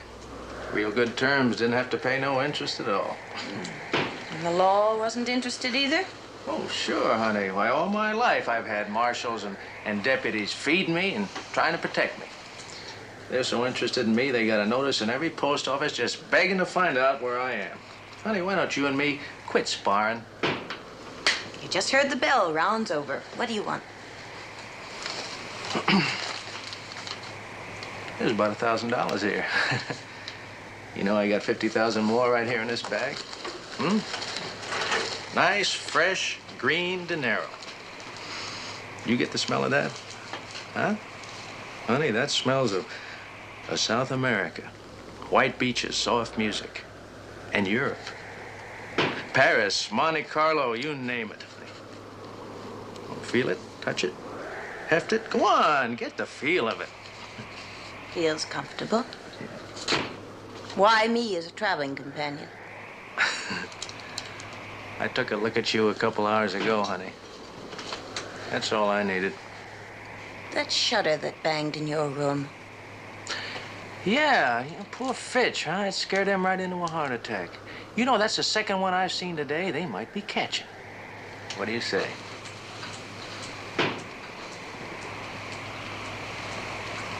Oh, the big one in the other room, huh? He's a friend of yours. We've met. And you like him. Much more than is good for him. Hmm? Which is why I'm going with you. You and I are trash. We're both cut from the same bolt of shoddy material, so how can I turn you down? Since when does rubbish refuse an offer from garbage? But I'm not good enough for that guy in there. By the way, I killed a man who slapped me a little while ago. I'll go away with you and we'll have ourselves a time. If you ever get rough again with me, I've had a cough I can't seem to shake. Croup, maybe. You sure that's all it is? Oh, you big tough guys got one thing in common. You scare easy. Rob a bank, kill your partner, sure, nothing to it. But let a girl cough delicately your way, you come unglued.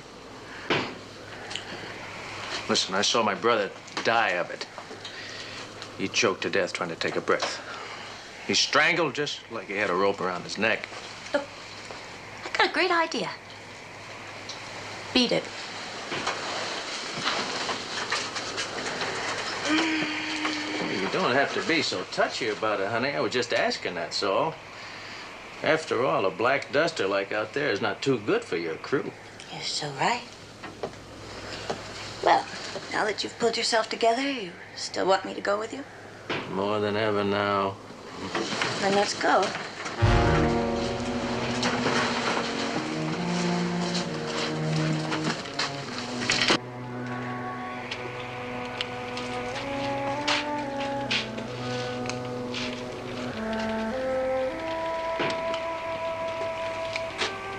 Still bleeding?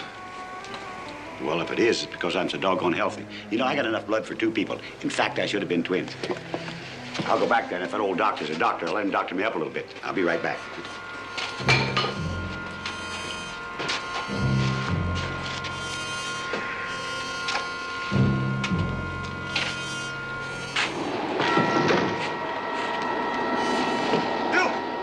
Duke, come here. Fitch is dead, shot through the heart. Piper's gone, and they ain't gonna sign that satchel around here either. Lily's gone, too. He took her. The guy Piper. Let's go get him. Wait a minute. How do you know he took her? How do you know she wants to be found?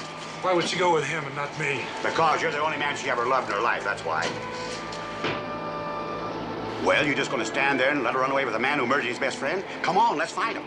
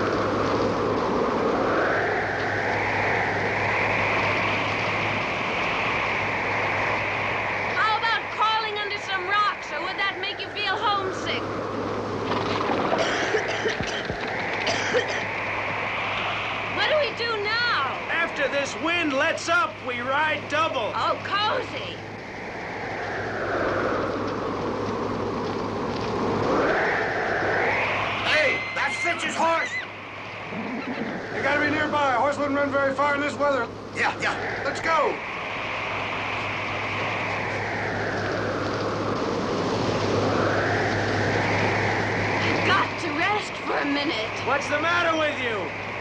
That croup, the sand. That's not the croup. Why, you lying little? I had you pegged right from the beginning. You were gonna go with me and make me as sick as you are. I thought the other guy was the doctor.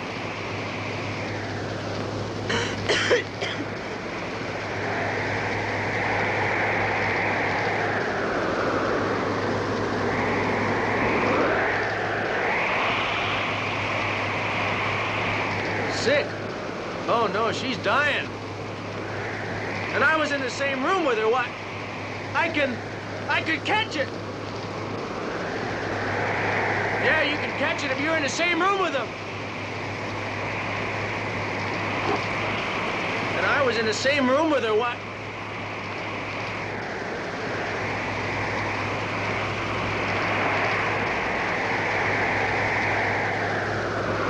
I let her take some money.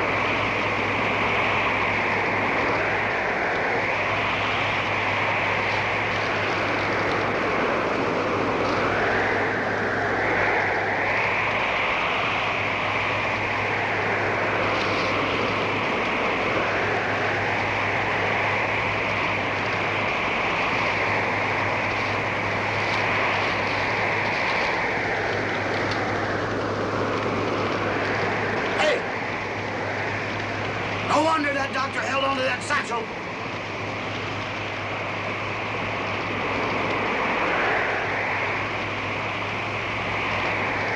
Lily! Lily!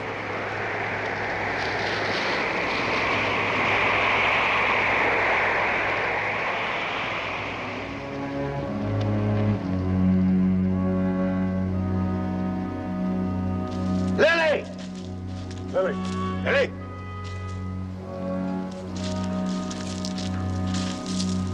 Lily!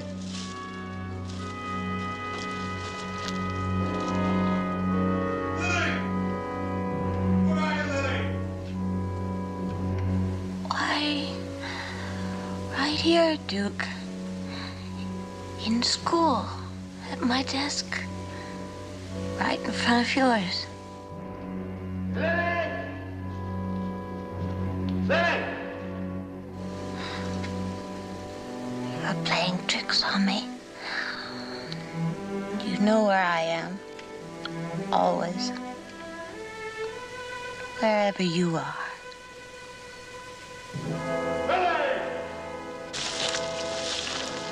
Lily! Lily! It's getting too dark. We'll have to wait till morning, and then she may be... Duke! Lily. What do we do, Duke? Pray, Charlie. Everybody's prayers get answered. One way or another. I lied to you. I didn't throw it away that night in St. Louis. I couldn't. It was the only thing I had left of a clean and wonderful part of my life. Besides, look how white and clear it's become. What a bet that it's finally turned into a diamond.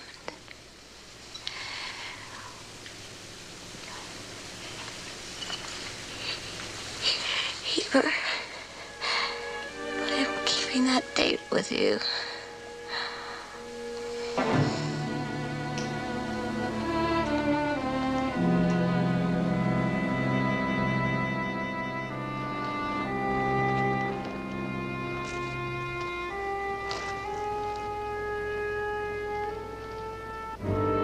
all-wise and almighty Father, we are gathered here to consign to thee the soul of this good woman.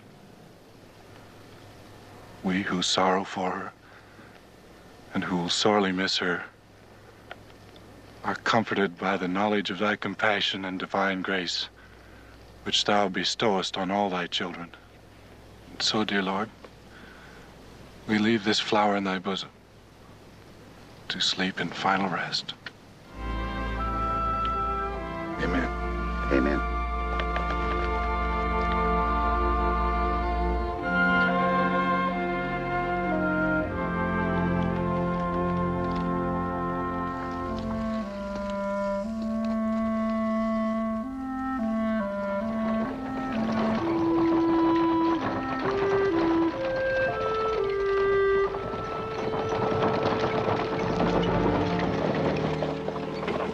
Well, we got his iron for him, enough to shoe every horse in the outfit twice a day.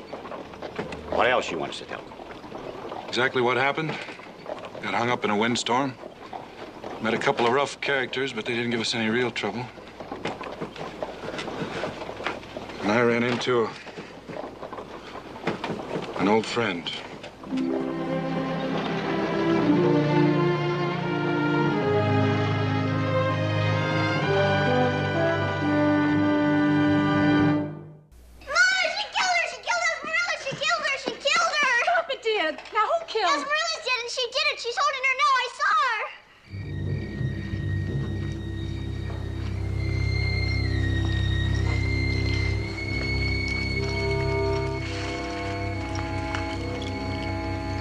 Proctor?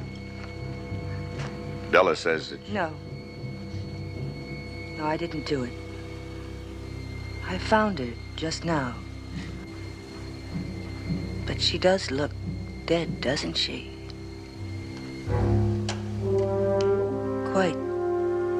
Quite dead.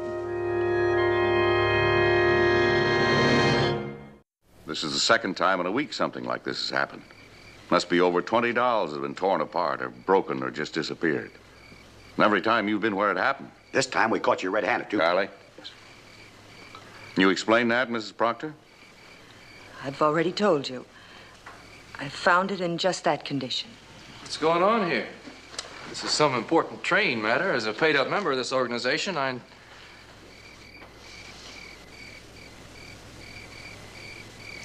Another one? Oh, it's senseless. Why would anyone want to? Your mom done it, Brad. I put Esmerilla down for just a minute. When I came back... She didn't, Della. My mother would never do such a thing. Honey, why don't you tell me just how it happened? Well, Esmerilla's been kind of naughty, so I punished her by putting her to bed early. In your wagon? Mama was cleaning up and said not to bother her until she was finished. So you left your little child out here, right? Just where'd you put her? Out under that tree. But I came back in just a minute. Della, how long is a minute? Well... Oh, wasn't it more like an hour? I saw you and the other kids playing hopscotch for over that long.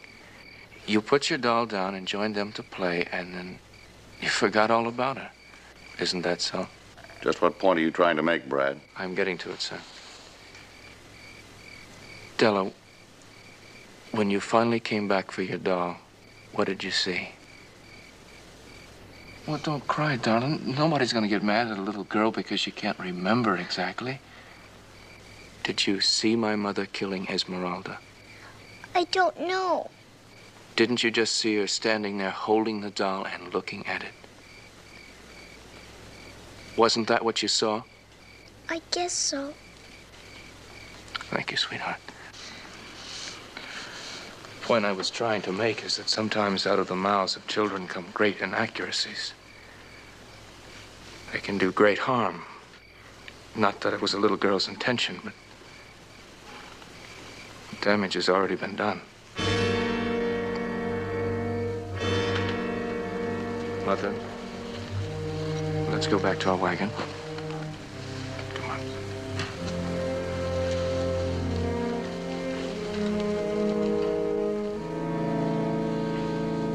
course he's stuck up for her. What'd you expect him to do? After all, no matter how you put it, she's still his mother, ain't she? Do you fellas have any idea why she tears up them dolls? If we say yeah, will you shut up? No, I won't, because I don't think you know, so I'm going to tell you. What is the first thing you think of when somebody says dolls? The Bon Ton Saloon and Dance Hall in Sacramento. Well, I had better things to think of when I was your age. Well, maybe not much better. Anyway, dolls make you think of kids, don't they? Makes me think of dolls. What about you, Duke? Dolls in Sacramento. I'm disgusted with both of you. Now I'm going to bed. The point I was trying to bring out is why Mrs. Proctor does these things because she don't like kids. Now, she don't have the courage to take it out on the kids, so she takes it out on their dolls.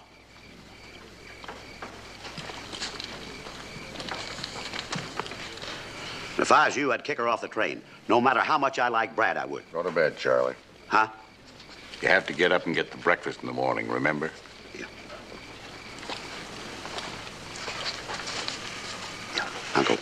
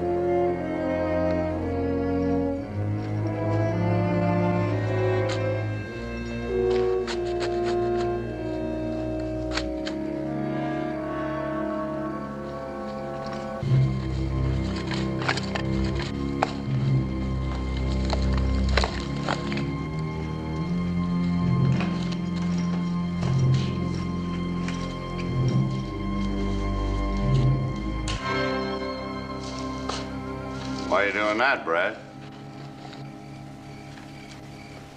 It's better this way. They were piling up in the wagon. They accidentally turned up. Would it be easier for you if we left the train? Certainly be easier on dolls.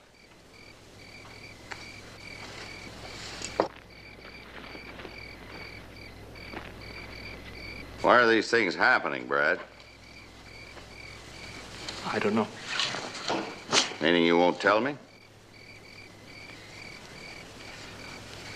She had a very severe emotional shock about 10 years ago. It left some sort of mark on her. Call it a mental wound, I guess. This mental wound have anything to do with dolls? No. I'm afraid that's all I can tell you, Mr. Hale.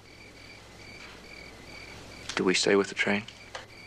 Well, some folks are going to have mixed feelings about that. They like you, as you probably know, but a lot of them are going to be pretty upset about this.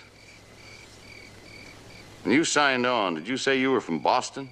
Almost 150 years. Mayflower, Plymouth Rock. Good Puritan stock. We hardly even dared ever blow our noses on the Sabbath. You didn't answer my question.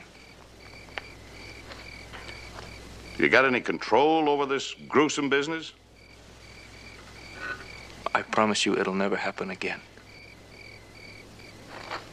All right.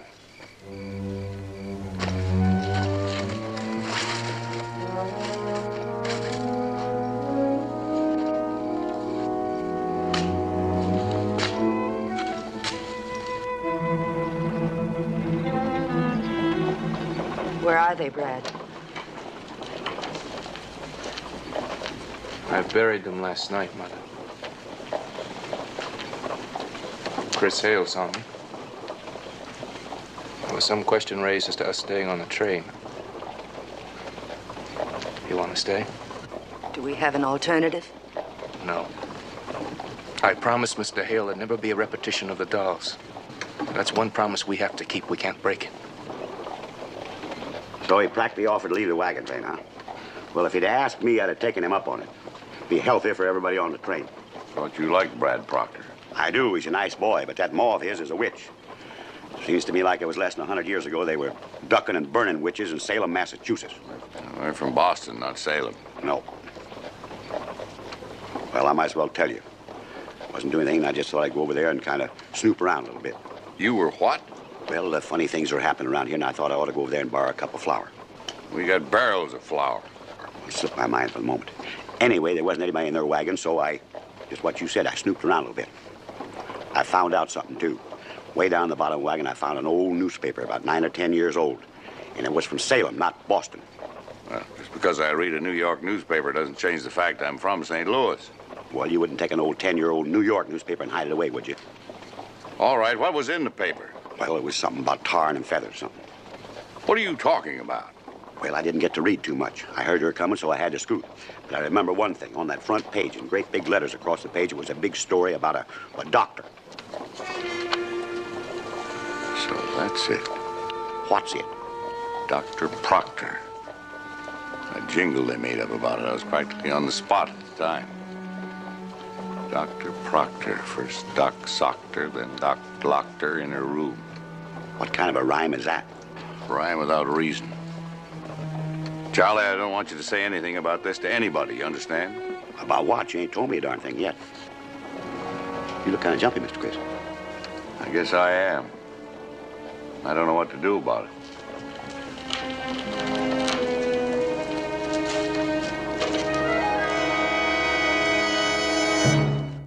Just got as far as the river junction?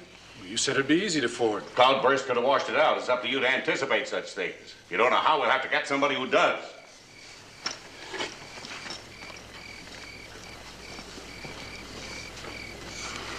Yesterday, he says don't bother. Now he bites my head off because I didn't do something he told me not to do. Well, he's been that way all week, Duke. I've been getting it, too. Charlie, you know what's gotten into him? Yep. He's jumpy. Chris, jumpy about what? Well, you want to know what he told me or what I figured out for myself? What he told you? All right. He told me nothing and told me to keep my mouth shut about it. Shut about what? He didn't say. Well, how in the blazes can you be quiet about something you know nothing about? That's exactly the way it happened. You asked me what he told me, and that's it.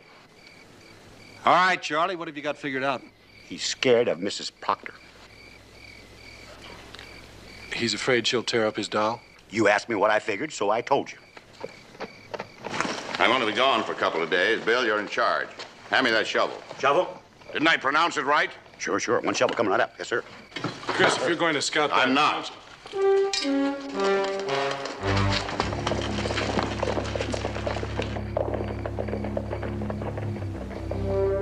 He's going back the way we just came. Charlie, do you think that Chris is so frightened of that Proctor female that he's running away? He's worried, Bill, and in trouble. I'm worried with him, and I wish I could share his trouble.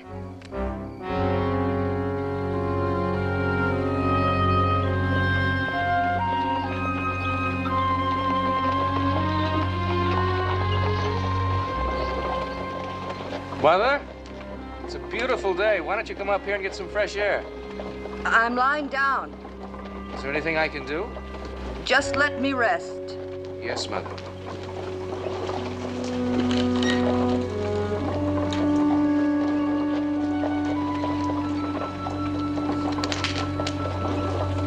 It's been 3 days. He should have been back yesterday at the latest. If he's not back by tonight, I'm going to look for him. Well, he may not like the idea you out looking for him either. So he won't like it. He's been snapping at me so much lately, I'm beginning to miss it. Anyway, I'll feel better knowing he's all right.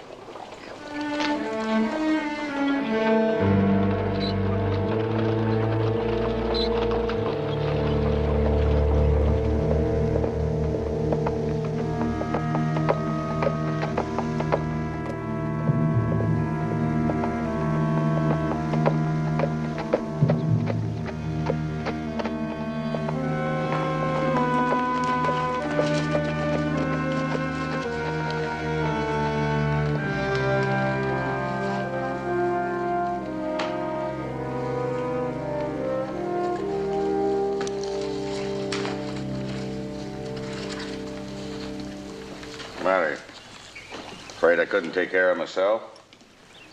Accidents can happen to anybody. Rock slide near Box Butte held me up for a day. I couldn't get around it. I rode over. It's a fool thing to do. I made it. Never claimed to be very smart. Yeah, you don't need to be so afraid of me. You risk your own neck. Thanks. Everything all right on the the train? Just fine. No more doll incidents? Not a one. Who buried these? Came back here to check on something that might give me an idea whose sick mind is responsible for this weird business. Well, I sure hope you found out. I don't know whether I have or not. All of them, the same as that last one. Torn, mutilated. Certainly nothing calm or surgical about it. Surgical? Surgical? What do you mean, surgical? I asked him again on the way back. All he said was about 9 years ago, when he and his family were visiting kinfolk back east near Salem, Massachusetts, there was a big scandal boiled up. The whole town got roused. There was a big trial, and the jury disagreed. Lynch mob got together, broke into jail, and there was a tarring and feathering. Tarring and feathered? Some famous doctor got accused of murdering a doll. Doll? That's all he'd say. Even hinted he'd already said too much. That's what I read in the paper, the tar and feather. Dr. Proctor, Salem, that's it. Maybe he was her husband. Maybe he died from that tar, and that clogs up the pores, I understand. Maybe she learned that from him, murdering dolls. Ever heard of a man being tarred and feathered for destroying a child's doll? Yeah, it is a little far-fetched, ain't it? Sure is. Well, where does that leave us, then? Leaves us on the way to pick up the Grahams.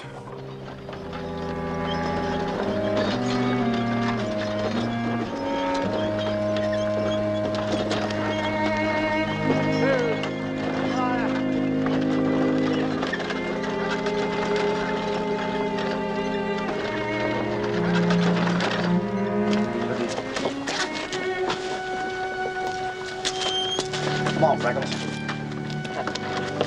That'll work. Wait this way. Come on, we'll meet the wagon. Right there.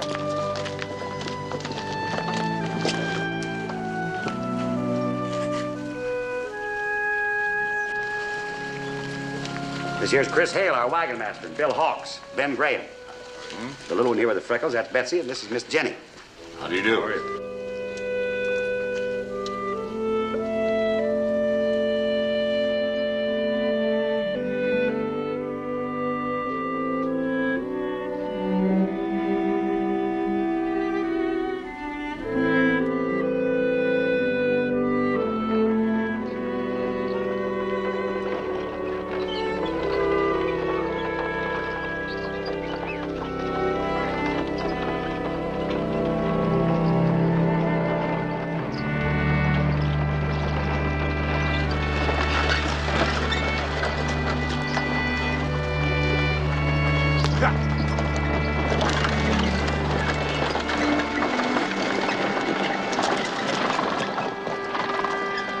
Duke, old man Strickland's got his lead reins all fouled up. See if you can help him out.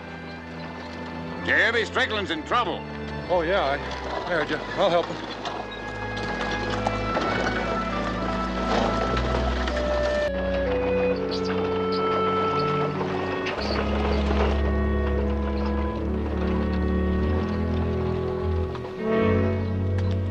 Cook, cook, cook. 3 times a day, 7 days a week. A man's works from sun to sun, but Wooster's work is never done. Here you go, Duke. Nothing for me, Charlie. I'm not very hungry. I gotta get these lines back. That boy's missed a lot of meals lately. What's the matter with him? Love? He's been living on lately. Rather, it's been living on him. Jenny Graham? Doesn't she like him? Well, he's never had a chance to find out. Every time he goes to Sparkin, well, Brad Proctor's always there. You know, Brad's got quite a gift of gab, Chris. Old Duke, he's kind of serious like. Brad's real lively and high-spirited. Says a lot of things that make Jenny laugh. So it's no contest. Now, in my day, when a young man went out wooing. I know, Charlie. Fella used to take a club, hit his girl on top of the head, grab her by the hair, and drag her right to his cave. Didn't that take all the curl out of her hair? Now, in my day, when one of the fair sex took a fancy to me, I warned her first off. Yes, sir. Oh, how about some supper, Duke? No, thanks, Charlie. No? Our camp's on the Stillwater tomorrow night, isn't it, Bill? Yeah, if we have a good day, we might make it. Nice place. Maybe we ought to throw us a little hoedown after supper tomorrow, What's the case, Mr. Chris? Why, you just said. Anniversary of the day you got engaged to that girl with the uncurled hair. Yeah. Pass the word, will you, Duke? Think you might get yourself an escort for the occasion? Well, I think I'll start working on that right now.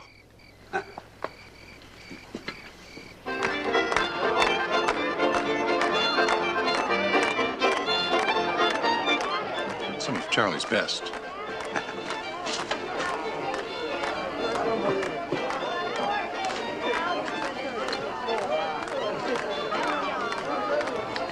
Our boy seems to have the field himself tonight, don't he? He seems to. Where are the Proctors? The whole train was notified, Chris, but we didn't send out written invitations. Since Duke did the notifying, it's possible the Proctors were overlooked. I'll go check.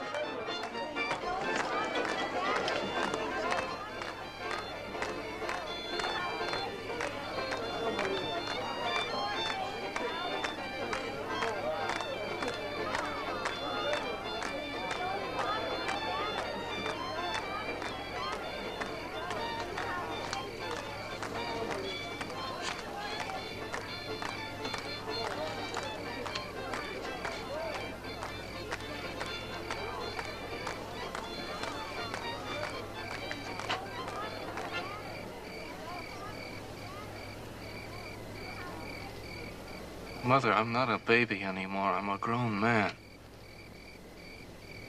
You gotta let me go. I can't be your puppet now, not at my age. You had your chance, you turned it down. You took the consequences. Will you remember? Dr. Proctor.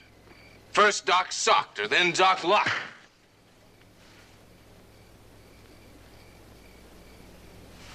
All right, Mother, I deserve that slap. It was a rotten little rhyme. I should never have quoted it. But you goaded me into it with your attitude. I apologize, Mother. Please, Mother, don't cry. A little late for tears now anyway, isn't it? I mean, if you'd cried 20 years ago. No, you didn't. No, I did. I cried. Mother, I have been a very obedient son, and I shall continue to be so.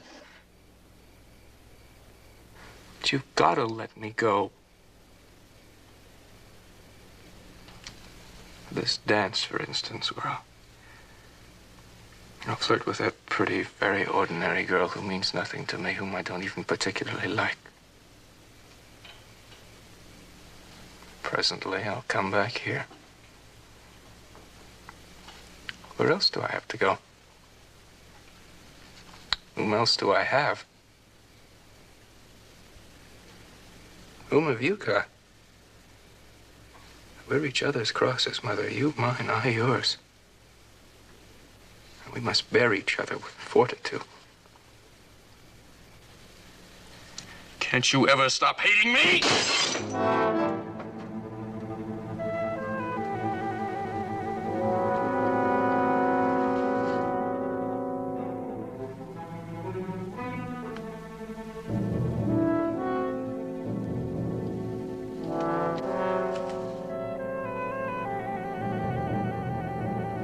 Mother loved me. I'm your son.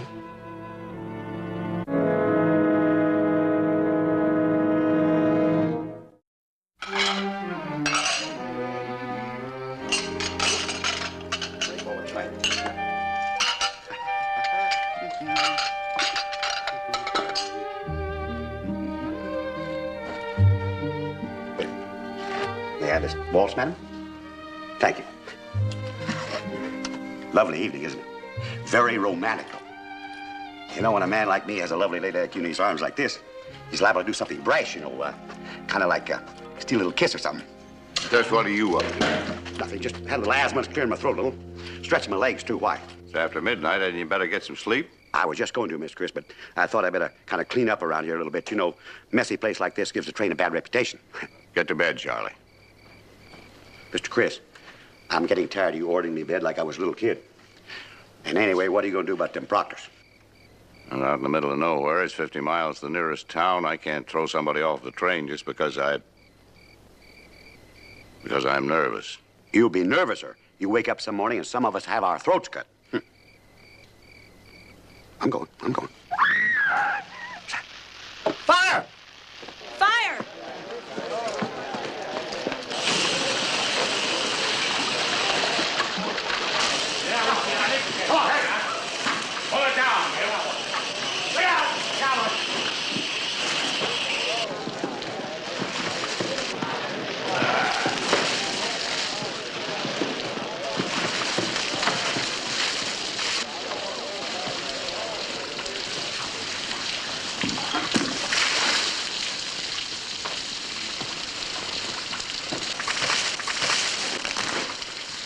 How'd it start?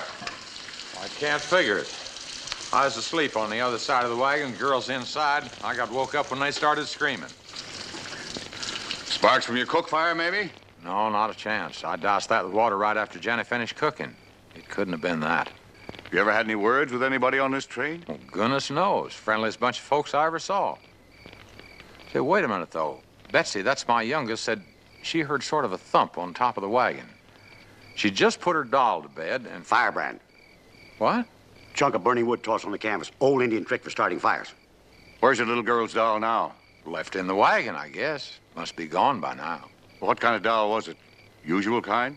Yeah, it was just an ordinary doll. Betsy sure did put great store by it, though.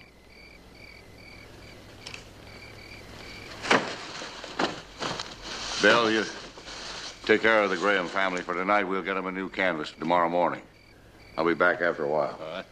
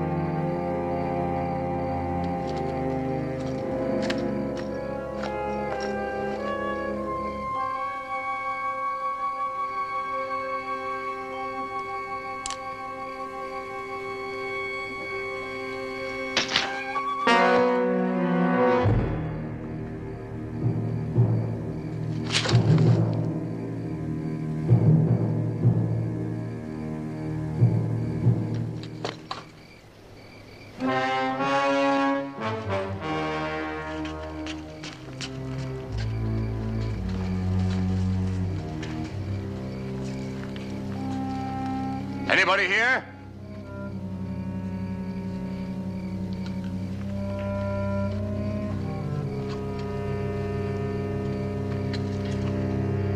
I told you people you could stay because your son said this sort of thing wasn't going to happen again on this train.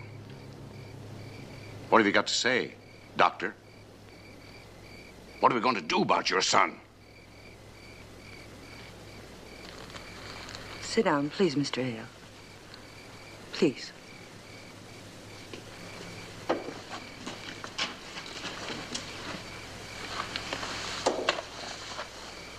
Was anyone hurt in the fire? One doll. We'll leave the train in the morning.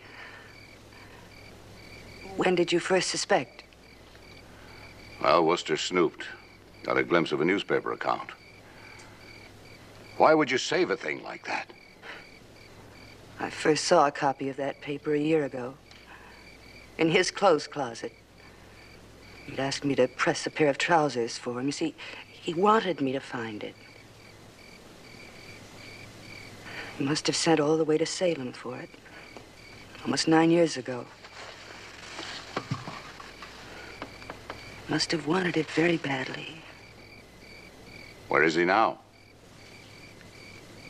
I caught a glimpse of him after the fire started, and then I lost him. He's out there someplace. But he'll be back afterwards. After what? After the dreadful obsession passes. What's he liable to do in the meantime? Nothing. He's done his hating for tonight. You never suspected me? I did at first. Till I remembered who you were. I went back and dug up those dolls he'd buried, and every one of them were just the same, all brutally torn apart, as if in a rage. I thought maybe your mind was touched. And I remembered your reputation, Dr. Sarah Proctor, first woman surgeon in America. I suspected that you wouldn't have destroyed those dolls in just that way. I haven't touched a scalpel or a lancet for years. I'm afraid yours was less deduction than chivalry, Mr. Hale. You never forget what you're good at. You were not only good, you were the best in the country. I was near Salem at the time of that business. What happened there could have happened here again tonight, couldn't it? If Jenny Graham hadn't been lucky. Yes. That was a beautiful girl, too, wasn't it? And a fire. But she died. Yes. Then there was that awful doggerel someone wrote. Perhaps you heard it. Dr. Proctor. First Doc socked her, then Doc locked her. Yes, I've heard it. He must have been quite young at the time. He was very much in love with the girl. Oh, yes. See, he loves what he hates. There's a psychological word for it, ambivalence. Simultaneous attraction and repulsion. Well, understand, why didn't you deny the prosecution charges that you were guilty? Because I was guilty. He was my fault. His father was dead. I was too big and important to take care of him. The great doctor, Sarah Proctor, couldn't be bothered with her own son. Our nursemaids, governesses. Once, when he was 8 years old, I finally found the time to visit him at the private school where I'd imprisoned him. It was Easter vacation. I was the only child there. All the other children had gone home with their parents, but I was too occupied to take him home. But I did bring him rich gifts. One was a set of lead soldiers from France, replicas of Napoleon's army. Very, very skillfully made. Later, the headmaster told me he'd twisted all their heads off and buried them. And then he stomped on the grave and cried, "Mother, Mother, love me. I'm your son." So you see, I'm definitely guilty. Guilty as a doctor as well as a mother. I made his poor, sick mind.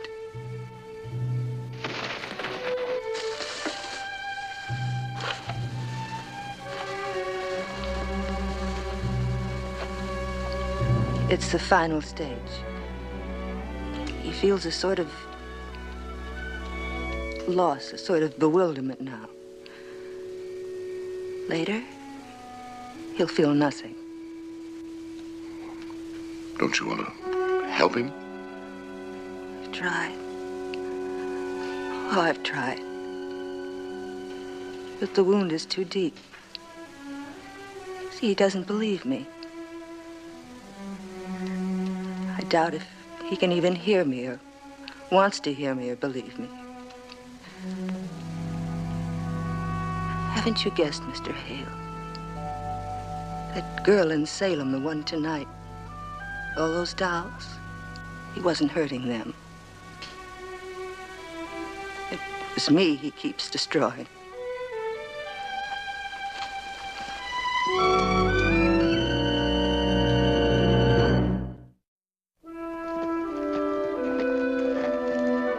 Well, maybe we'll meet again. Well, the best of luck to you all, and have a good trip. Where are the Grahams this morning? Sleeping late, I reckon. Kind of took it out after last night. Last night? Their wagon burned, didn't you know? Oh, that's awful. No, I didn't know. I must have been taking a walk. I slept through it, I guess. But no one was hurt, I hope. No. Oh, that's good.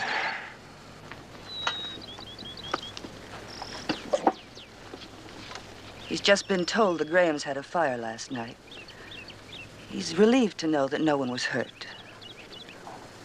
He'd forgotten. I'm afraid it isn't as simple as that. See, in his mind, it never really even happened. He had nothing against the Grahams, just as he had no dislike for that girl in Salem, so why should he try and harm them? Why should he remember something he couldn't possibly have done? I'm not going to hold you to your promise, Doctor. There's no place you can go. You better stay with the train until we get to a town anyway. That's 50 miles. It's better this way. This or something like it has happened before and we've survived it. We'll survive it again, I expect. One of us, anyway. Other children have been neglected and didn't end up destroying dolls. He has. You're blaming yourself for something that isn't your fault. You were an important woman. You loved medicine. I love fame and attention. Women came to me from all over the country. I was the first one of their sex to take care of them. I was a great wonder, a sort of two-headed calf who performed miracles.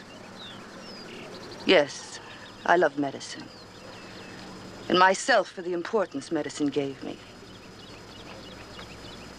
I was too busy to love him, who needed me most. I can't let There's you... nothing you can say that can stop me. Nothing happened before when we had to make sudden departures. Probably nothing will happen this time. Mother, are you ready? Yes, Brad.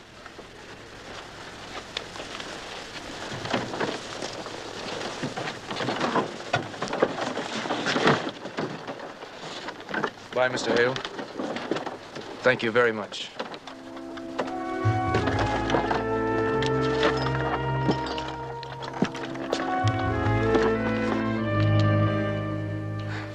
Women's whims, you figure them out. Has my mother told you why she decided to leave the train right in the exact center of nothing? Oh, of course not. No, she told me either. She noticed I'm putting up no protest. Because she's my mother. I adore her.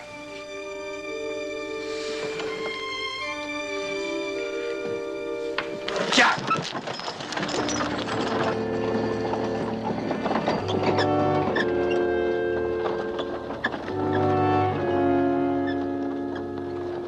Silly old biddy taking that nice boy off the train. Well, in one way, it was good riddance. You want to bet she didn't start fire to that Graham wagon?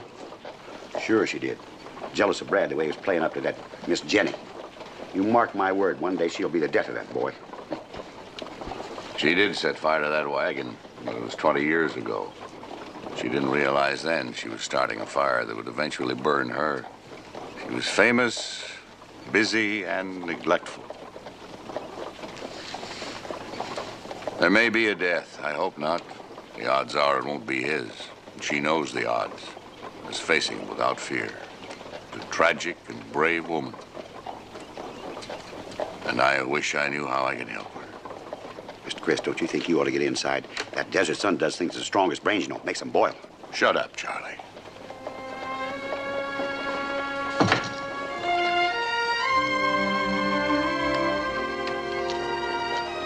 It's hot. Why don't you go in the back and lie down till it cools off a little? I don't mind the heat. 50 miles from the nearest town. What do we do in this new place this time, Mother? Make another fresh start? I don't know if my license to practice extends this far west. If it does, yes, a fresh start. Well, what if it doesn't? Another trip? We have plenty of money. No need to worry about that, as you know. Well, we never did have to, Mother. After you became famous. It must have been pretty expensive, that parade of nurses, governesses when I was a little kid. That dreary procession of reluctant and substitute mothers. Well, they'd stay for a few months and then they'd go away.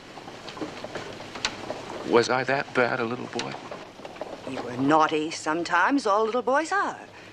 When I was older, the schools, boarding schools, private schools for special tutelage. But I was thrown out of every one of them. I must have been a prime little stinker. You were never happy with regimentation. You had a great need for independence. I think you inherit that from me. Well, we're a couple of free souls, aren't we, Mother? We're apart from the common herd. We're not like the others, are we? Mother? Are we superior? Or are we quite hopelessly mad? Brad, stop it. I don't like it when you talk that way. And if it's the latter, who is it, Mother? Which one of us murders dolls? Brad, I said stop it!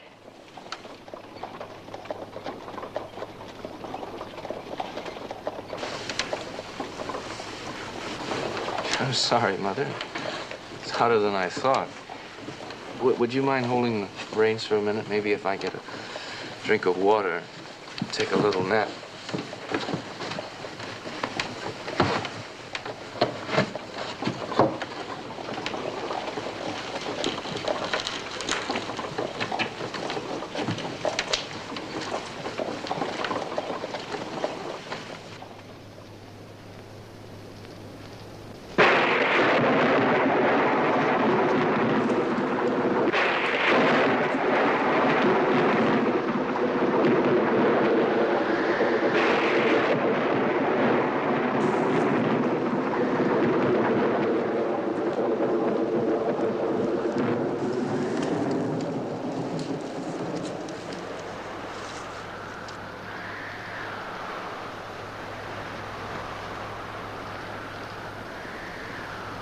Thank you, Mother.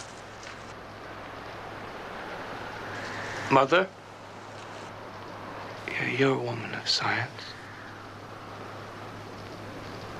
Do dreams mean anything? I don't know. There've been theories, nothing positive. Why, did you have a dream? Just now. Come here, Mother. Let us sit upon the ground. Tell sad stories of the death of kings.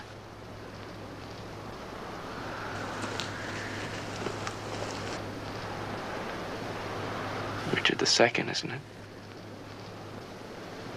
This is the death of a son. Not a sad story, not in this dream. You had a touch of indigestion. It produces nightmares. Oh, don't go, not yet. I haven't told you, Mama. This isn't a nightmare. It's rather wonderful. Brad, stop it. Even the thrust of the blade was a sweet caress. Brad, I said stop it. In that dream, you fulfilled a deep and unconscious wish. But it was backwards, reversed. Dreams often are. Brad, it wasn't your death that was taking place. My wish was reversed? If dreams mean anything at all, that's what it must mean. No, Mother. Brad, listen to me. The dolls. All of them were me. That girl in Salem, the one on the wagon train, all of them, me. No, Mother!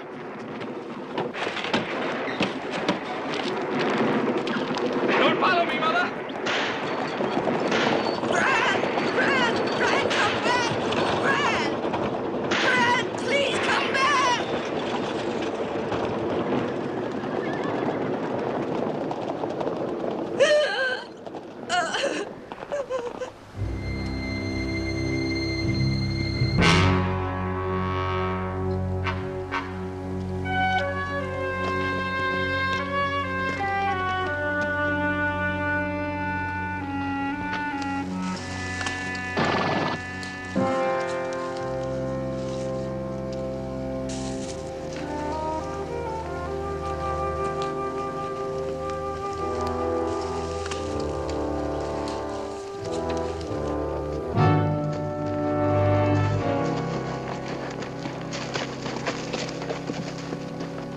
Top was torn clear off. Must have been that gale last night.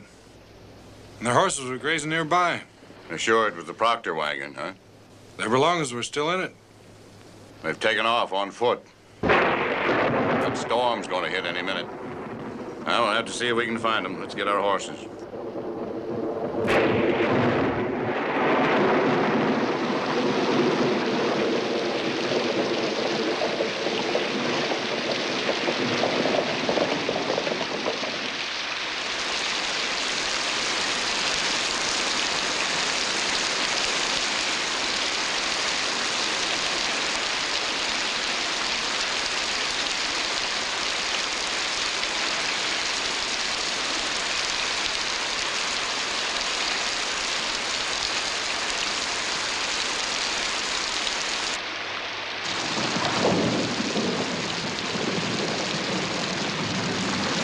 got any reason for keeping me in the dark about all this?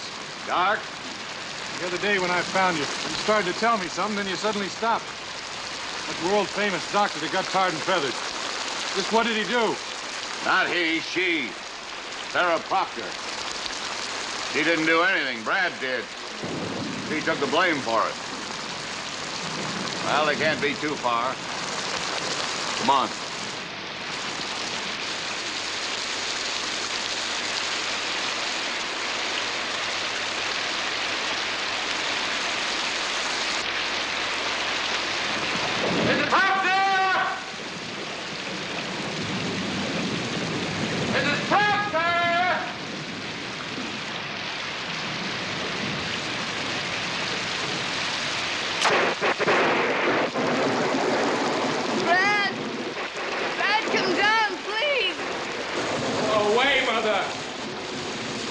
Don't come near me. Mrs. Proctor! Mr. Hale! Mr. Hale, here! He's up there. What's he doing up there? He came to the head last night. He had a dream. I finally told him who it was he really wanted to hurt, and then he ran away. Because he didn't want to give in to that awful, awful obsession. He's been up there for a night and a day. You've got to help me, Mr. Hale. Brad! It's me, Mr. Hale. What do you want? I want to talk to you. Come on down. No. What are you doing up there? I'm looking. Well, what? Myself. Brad, please come down. I'll devote my life to you. We'll work this out. We'll fight it together. Now that you understand, please.